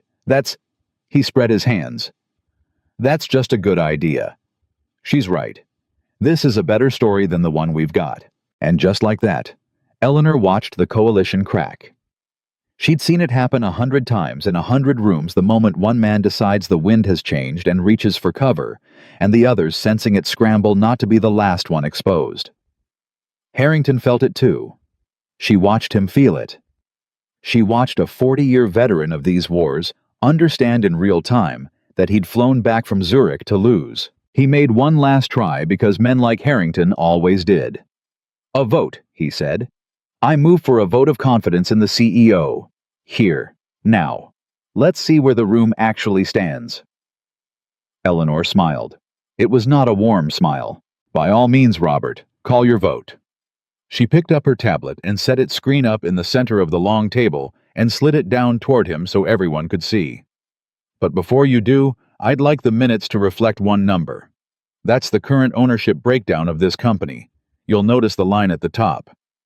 She tapped it once. "That's me. That's my shares, the ones my father left me, the ones I bought back with 8 years of the discipline you're now questioning. You'll notice it's larger than the next 4 lines combined, which means, Robert, that you can absolutely call your vote of confidence." Her voice went very soft, very pleasant, and very final. "And I will win it. And then I'll remember for the rest of your tenure on this board exactly who flew back from Zurich to try to take my company away from me over a photograph of a little girl. So think carefully. Do you want this vote on the record? Because I promise you, I do." For a long moment, Harrington looked at the number on the tablet.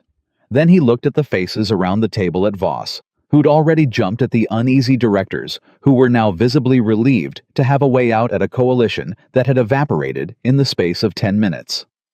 And Robert Harrington, who had not survived 40 years in these rooms by fighting battles he'd already lost, buttoned his jacket back up. "I withdraw the motion," he said stiffly. "In light of the CEO's proposed initiative, which I think has merit, I see no need for a vote. I was simply doing my due diligence, as is my duty." "Of course you were," Eleanor said graciously. "Thank you for your diligence, Robert. It's noted and appreciated." "And I will never forget it," said her eyes, and he knew it, and that was the whole point. That was. She picked her tablet back up off the table. "The Bennett Fund launches Monday. Priya will circulate the framework this afternoon. I'd like each of you to sign on as a founding sponsor, and I'd like your names in the press release because a story about a company that takes care of the families of the people who serve is a story every one of you wants your name on. Are we agreed?" Around the table heads nodded, even Harrington's fractionally. "Good," Eleanor said. "Then we're adjourned. Thank you all for coming in on short notice. I know some of you traveled a long way." She let her gaze rest on Harrington one last beat. "Safe flight back to Zurich, Robert." She walked out of that boardroom the way she'd walked out of the elevator. 6 weeks before, spine straight, head level. Everything held together by will. Except this time, there was no man in a navy jacket waiting to tell her she'd done great.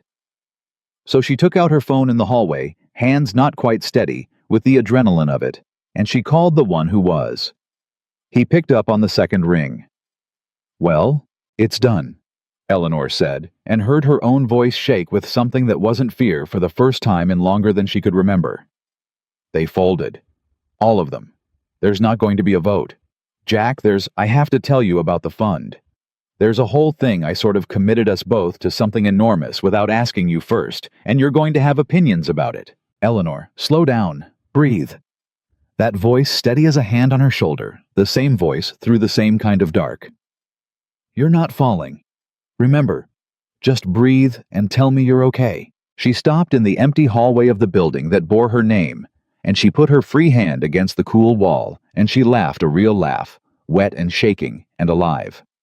"I'm okay," she said. "Jack, I fought for it. For all of it. For you and Emma. I stood up in front of 11 of the most powerful men in this state, and I told them the whole truth about the elevator, about being scared, about you staying, about all of it. 8 years. I've been terrified of anyone in that room seeing me be anything other than iron, and I stood up and let them see everything. And I won anyway. I won because of it." Her voice broke. "You did that. You and a little girl in a bad diner did that. I have never in my life been less iron and more myself. And I've never felt stronger." There was a silence on the line, and when Jack spoke again, his voice was thick. "Emma's got a soccer game Saturday," he said. 10 a.m. She's been telling everyone at school the elevator lady is coming.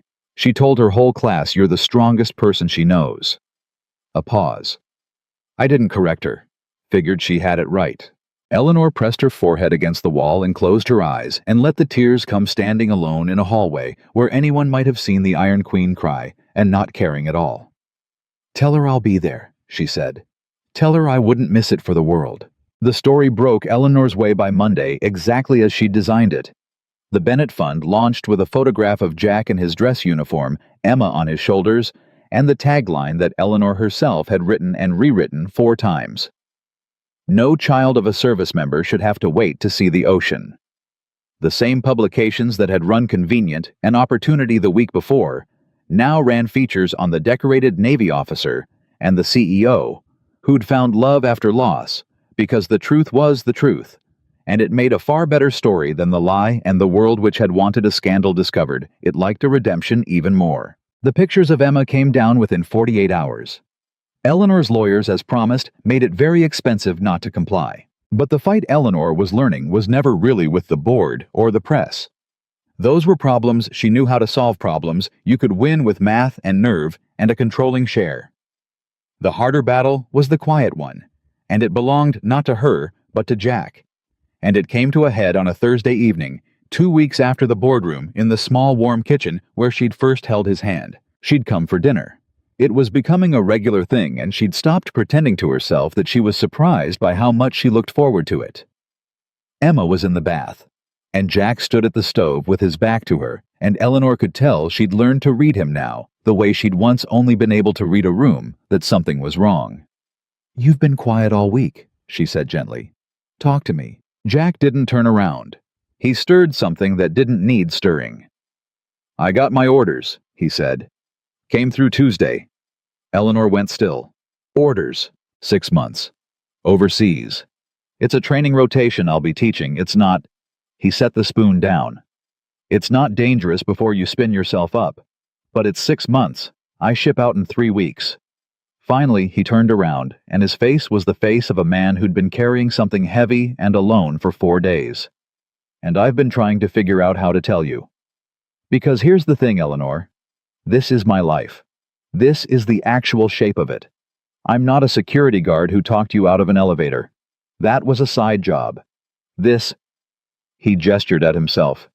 "This is who I am. I'm a Navy officer, and Navy officers get orders, and they leave. And they leave people behind who have to wait and worry and hold things together while they're gone. Sarah did it for years. It's a hard life. It's a really hard life. And I've spent this whole week thinking, what right do I have to ask you into it? You just fought your whole board to keep me. And the reward you get is, I disappear for 6 months, and you're stuck explaining to my daughter why the elevator lady is still around when her actual dad shipped out." He shook his head. "Maybe the board was right about one thing. Maybe I am asking too much of you. Maybe the kindest thing I could do is—" "Jack!" Eleanor crossed the kitchen. "Don't you dare finish that sentence. Eleanor, you listen to me." She took his face in both her hands, the way she'd watched him take Emma's face when something mattered, and made him look at her. "You spent 6 weeks terrified I'd go back to the easy world the second things got hard. And now things are hard, and you're the one trying to send me back. You're doing it for me, which is worse, because it means I can't even be angry at you." Her thumbs brushed his jaw. "Let me tell you what I heard just now when you told me you're leaving for 6 months.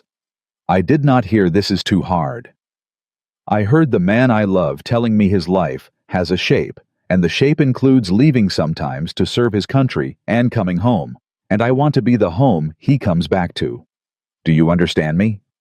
For 8 years, I came home every single night to an empty apartment, and it never once occurred to me to mind, because I didn't have anyone to miss. You're offering me 6 months of missing you." Her voice cracked. "Jack, I have wanted someone to miss my whole life. Do not stand in this kitchen and try to protect me from the privilege of it." Jack stared at her. "You don't know what it's like, the waiting, the not knowing when the phone's going to ring. Then teach me. The way you taught me to breathe in an elevator. The way you taught me to color an octopus. The way Emma taught me the ocean song." She pressed her forehead to his. "I am not fragile, Jack. I am the least fragile person you have ever met. I run a company of 40,000 people, and I stared down a boardroom coup this month and won. I can survive 6 months of missing a man who's coming home. What I cannot survive, what I will not survive, is going back to being a woman with nothing to miss. You gave me back my own heart. You don't get to take it away again because you're scared of what it costs. That's my cost to pay, and I'm paying it gladly." From the hallway came the small voice, and both of them turned. Emma stood in the doorway in her pajamas, hair wet, a toothbrush in one hand, having heard more than either of them realized. "Are you going away, Daddy?" she asked. Her lip was already trembling. "Like for a long time. Like a deployment." Jack crossed the room and knelt down in front of his daughter, and Eleanor watched him do the thing he'd done 1,000 times, the thing that had made her fall in love with him before she even knew his face. Get level. Get calm. Tell the truth. Gently. "Yeah, baby. For 6 months. It's a teaching job far away. I have to go. It's my job, and it's important." Emma's face crumpled, and then Eleanor watched it happen. The little girl did something extraordinary. She got herself under control. 6 years old, and she squared her small shoulders and lifted her chin, and Eleanor understood in a flash that this child had done this before, had learned young how to be brave when a parent had to leave, and the sight of it broke something open in Eleanor's chest. "Who's going to take me to soccer?" Emma asked in a very small, very steady voice. "And do my braids, Mrs. Alvarez does them too tight."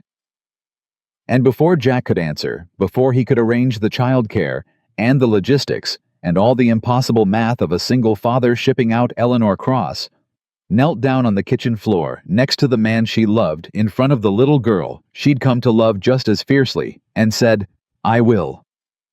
Both of them looked at her. Jack's mouth opened. "I'll take you to soccer," Eleanor said to Emma, her voice thick. "Every Saturday, 10 a.m., I'll be the loudest one on the sideline, I already am.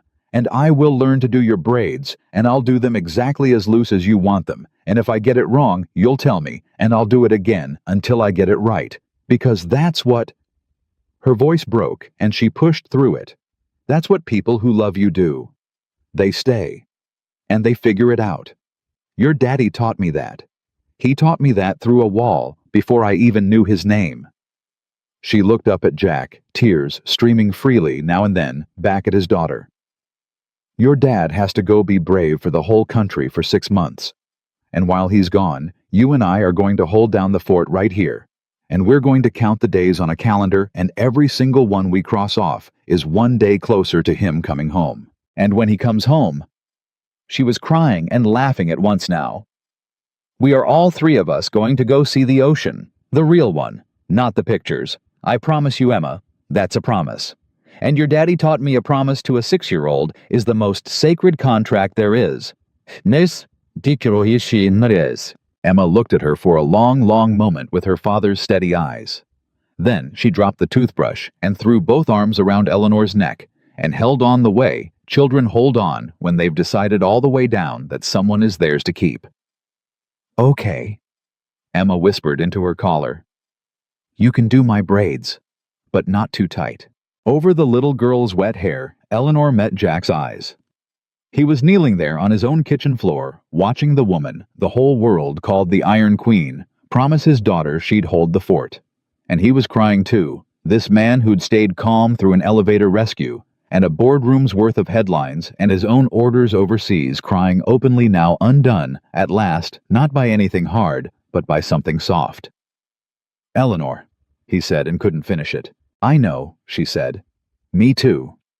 And the 3 of them stayed there on the kitchen floor, holding on to each other in the lamplight, a family that no one in that boardroom would have bet on, that the whole internet had tried to price and mock and take apart a family that had against every wall. Either grown adult had ever built, simply refused to let go. Outside, the ordinary evening went on. And in a small, warm kitchen, 40 miles from a tower, with her name on it.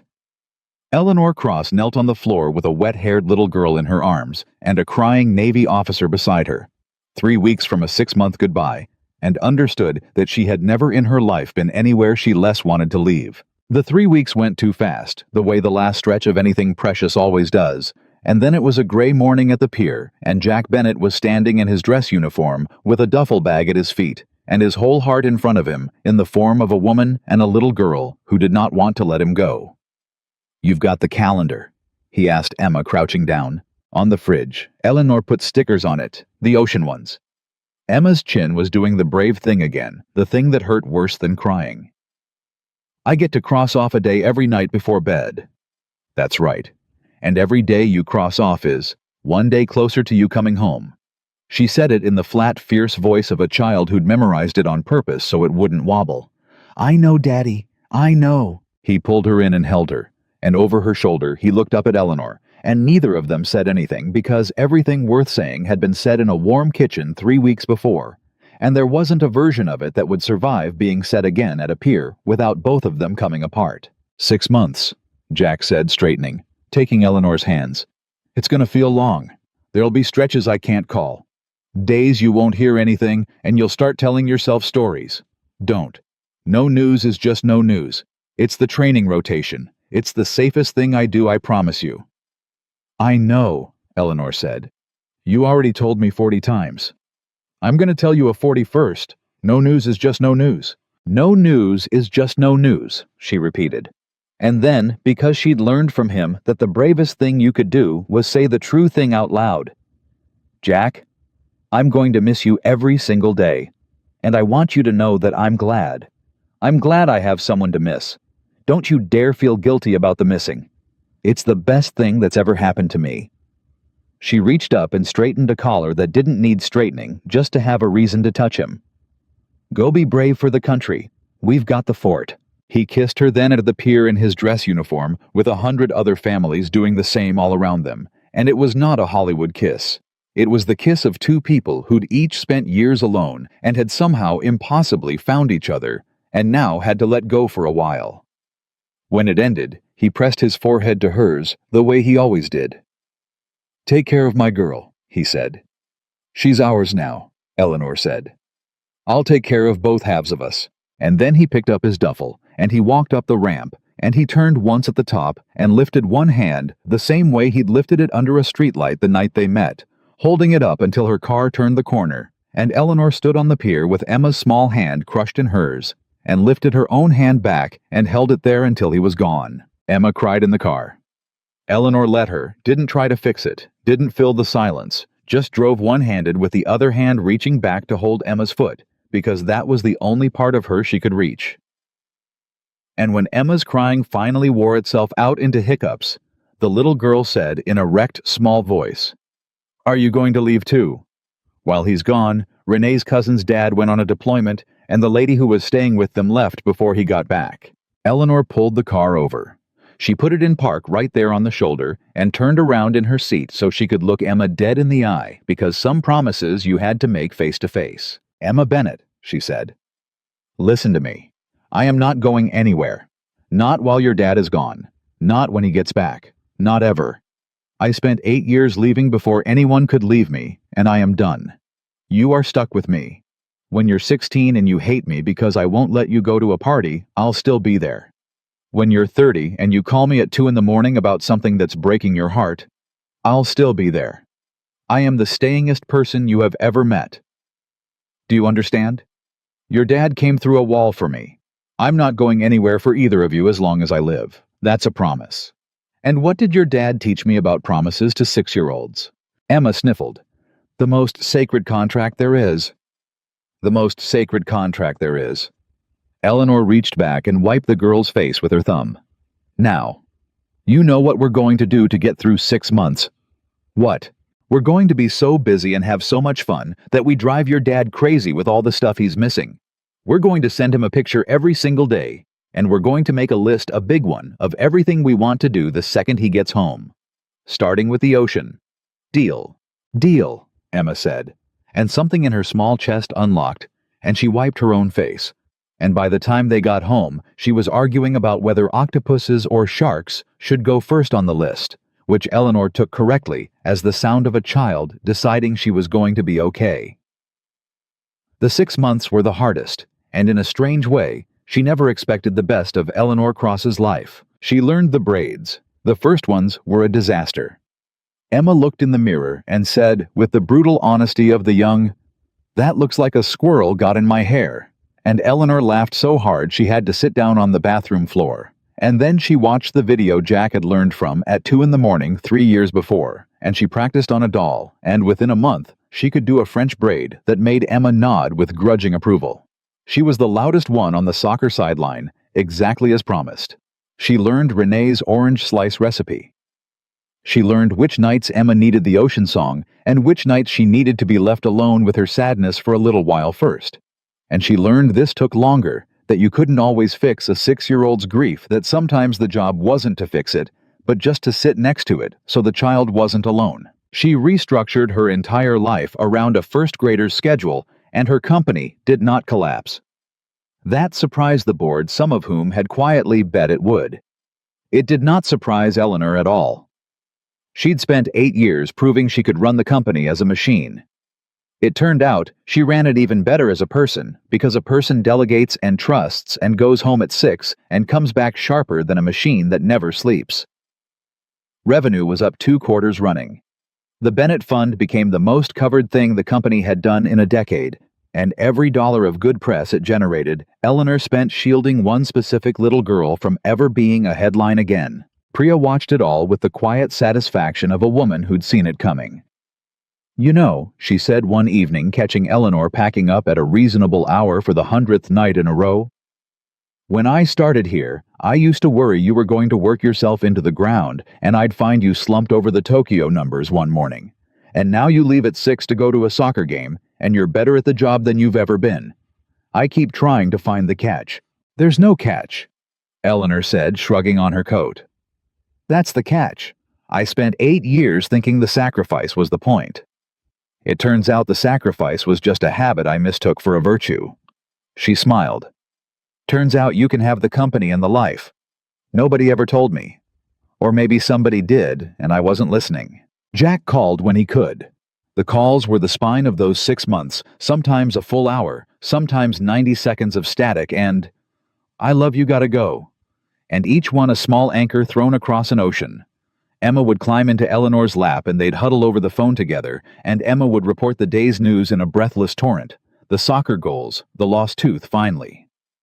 After months of saving it for a good wiggle, and the tooth fairy left extra, and Emma noted with great satisfaction that this one hurt way more, so it should be extra. The braids that no longer looked like a squirrel got in them. And in the quieter moments after Emma had said her piece and wandered off, Jack and Eleanor would talk in the low voices of 2 people stealing minutes across a distance. "How you holding up?" he asked one night, 3 months in at the exact midpoint, the hardest part. "Honestly?" Eleanor sat in the dark of Emma's hallway, her back against the wall. "I miss you so much. Some days, it's a physical thing. I catch myself reaching for the phone to tell you something small, and then remembering I have to wait." She smiled into the dark. "And I wouldn't trade it. Not 1 minute of it. I told you at the pier and I meant it. I'm so glad I have someone to miss Jack. Every ache is a gift. I went 34 years without one." There was a silence on the line, the good kind, the full kind. "You've changed my whole idea of what strong is," Jack said finally. "I used to think strong was what I did. Deployment, staying calm, keeping it together for Emma. And then I met a woman who thought strong meant never needing anybody, and I watched her figure out that the strongest thing a person can do is let themselves need somebody and stay anyway." His voice went rough. "You held the fort, Eleanor, not just Emma. Me. You held me together from 6,000 miles away. I don't know how to thank you for that." "You came through a wall for me before you knew my name," Eleanor said. "We're square. We'll always be square. That's what this is."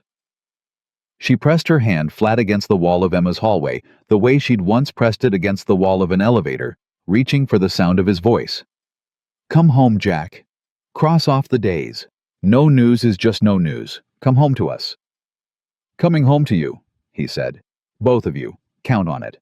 The homecoming was on a bright morning in spring, and Eleanor Cross, who had negotiated across from heads of state who had stared down a boardroom coup who had built and saved $1 billion company, was more nervous than she had ever been in her life.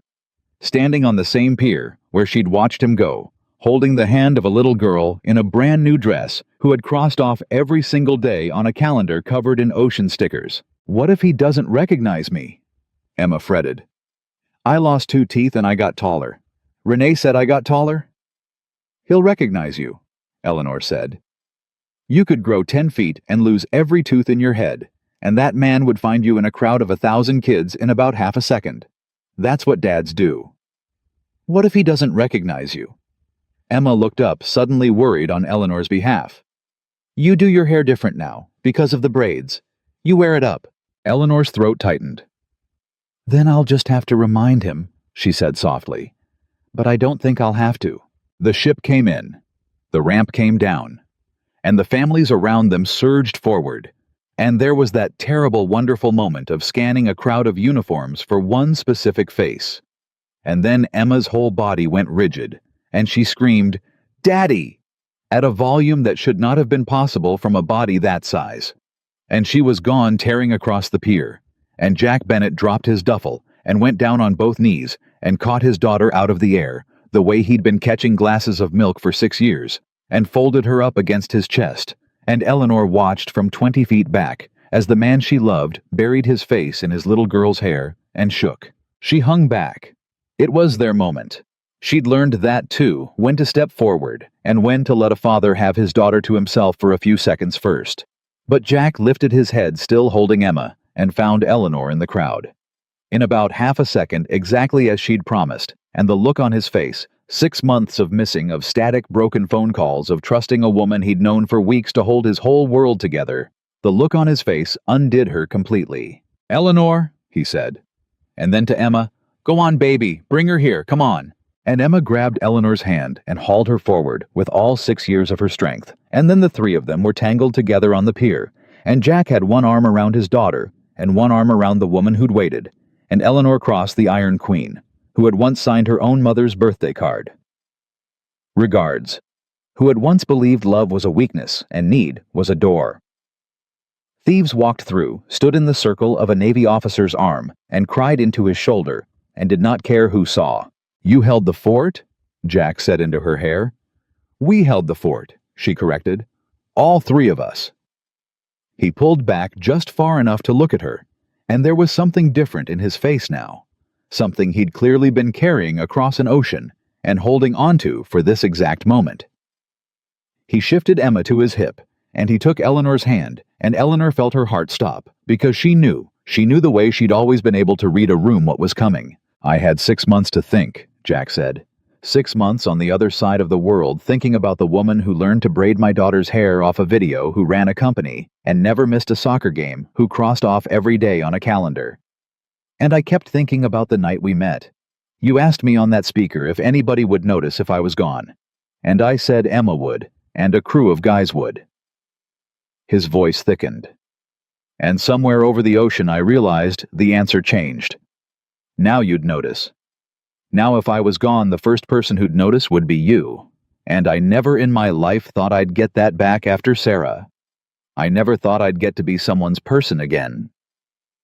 He set Emma down gently, and Emma, who had clearly been briefed, who had clearly been in on this the whole time, reached into the little purse she'd insisted on bringing, and pulled out a small box and handed it to her father with the enormous solemnity of a 6-year-old entrusted with the most important job of her life. Jack went down on one knee on the pier. Eleanor Cross, he said.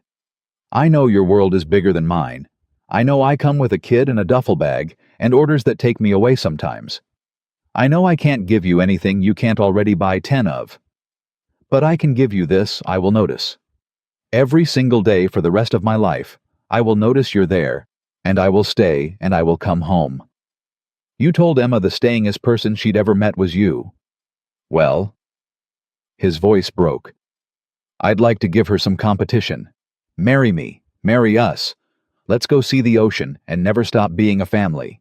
And Emma, unable to contain herself 1 second longer, burst out. "Say yes, Eleanor. You have to say yes. We practice this part. You say yes." Eleanor was already down on her knees on the pier, already pulling both of them into her arms, already saying it into the space between their two faces. "Yes," she said.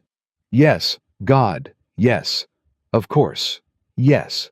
There was never going to be any other answer, you ridiculous, wonderful man." The pier erupted, the families around them, who'd been watching the sailors. Everyone, and Jack Bennett, kissed the woman the whole world had once called the Iron Queen, and their little girl wrapped her arms around both their necks and held on.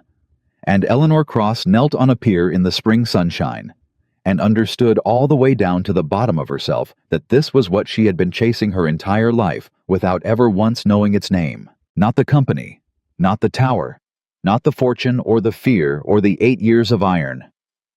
This. Someone who noticed, someone who stayed, someone who came home. They went to the ocean 2 weeks later, the three of them exactly as promised. The real one, not the pictures. Eleanor rented no yacht, booked no penthouse. They stayed in a small rental with sand that got into everything. And she watched a 6-year-old see the ocean. For the first time in her life, watched Emma stop dead at the top of the dune and go completely silent. The only time Eleanor had ever seen the child speechless, and then take off running toward the water with her father right behind her. And Eleanor stood at the top of the dune for a moment by herself, watching the two people she loved most in the world run toward the sea. Jack turned back and held out his hand to her. "You coming, or are you going to run the numbers on the tide?" Eleanor Cross kicked off her shoes and left them in the sand and ran. A year later, on the anniversary of the night they'd met, Jack asked her, the two of them, on the back porch of the house they now shared, Emma asleep upstairs. A wedding band on Eleanor's hand that had cost a fraction of anything else she owned and meant more than all of it combined. Do you ever regret it? Any of it? The board, the headlines, the 6 months, the whole complicated mess of choosing us instead of the easy thing. Eleanor thought about the question the way she thought about everything carefully all the way through. She thought about a broken elevator and a voice through a wall. She thought about a boardroom she'd walked into as iron and out of as herself. She thought about a squirrel-haired braid and a calendar covered in ocean stickers and a little girl's arms around her neck on a front step. She thought about the 8 years before all of it, the tower with nothing in it, the loneliest place she'd ever been. "No," she said. And then, because he deserved the whole truth the way he'd always given her his, "For 34 years, I had a life that was simple and empty and completely mine, and I would have died in it and called it winning. And then a man I couldn't see told me I wasn't falling, and everything got complicated."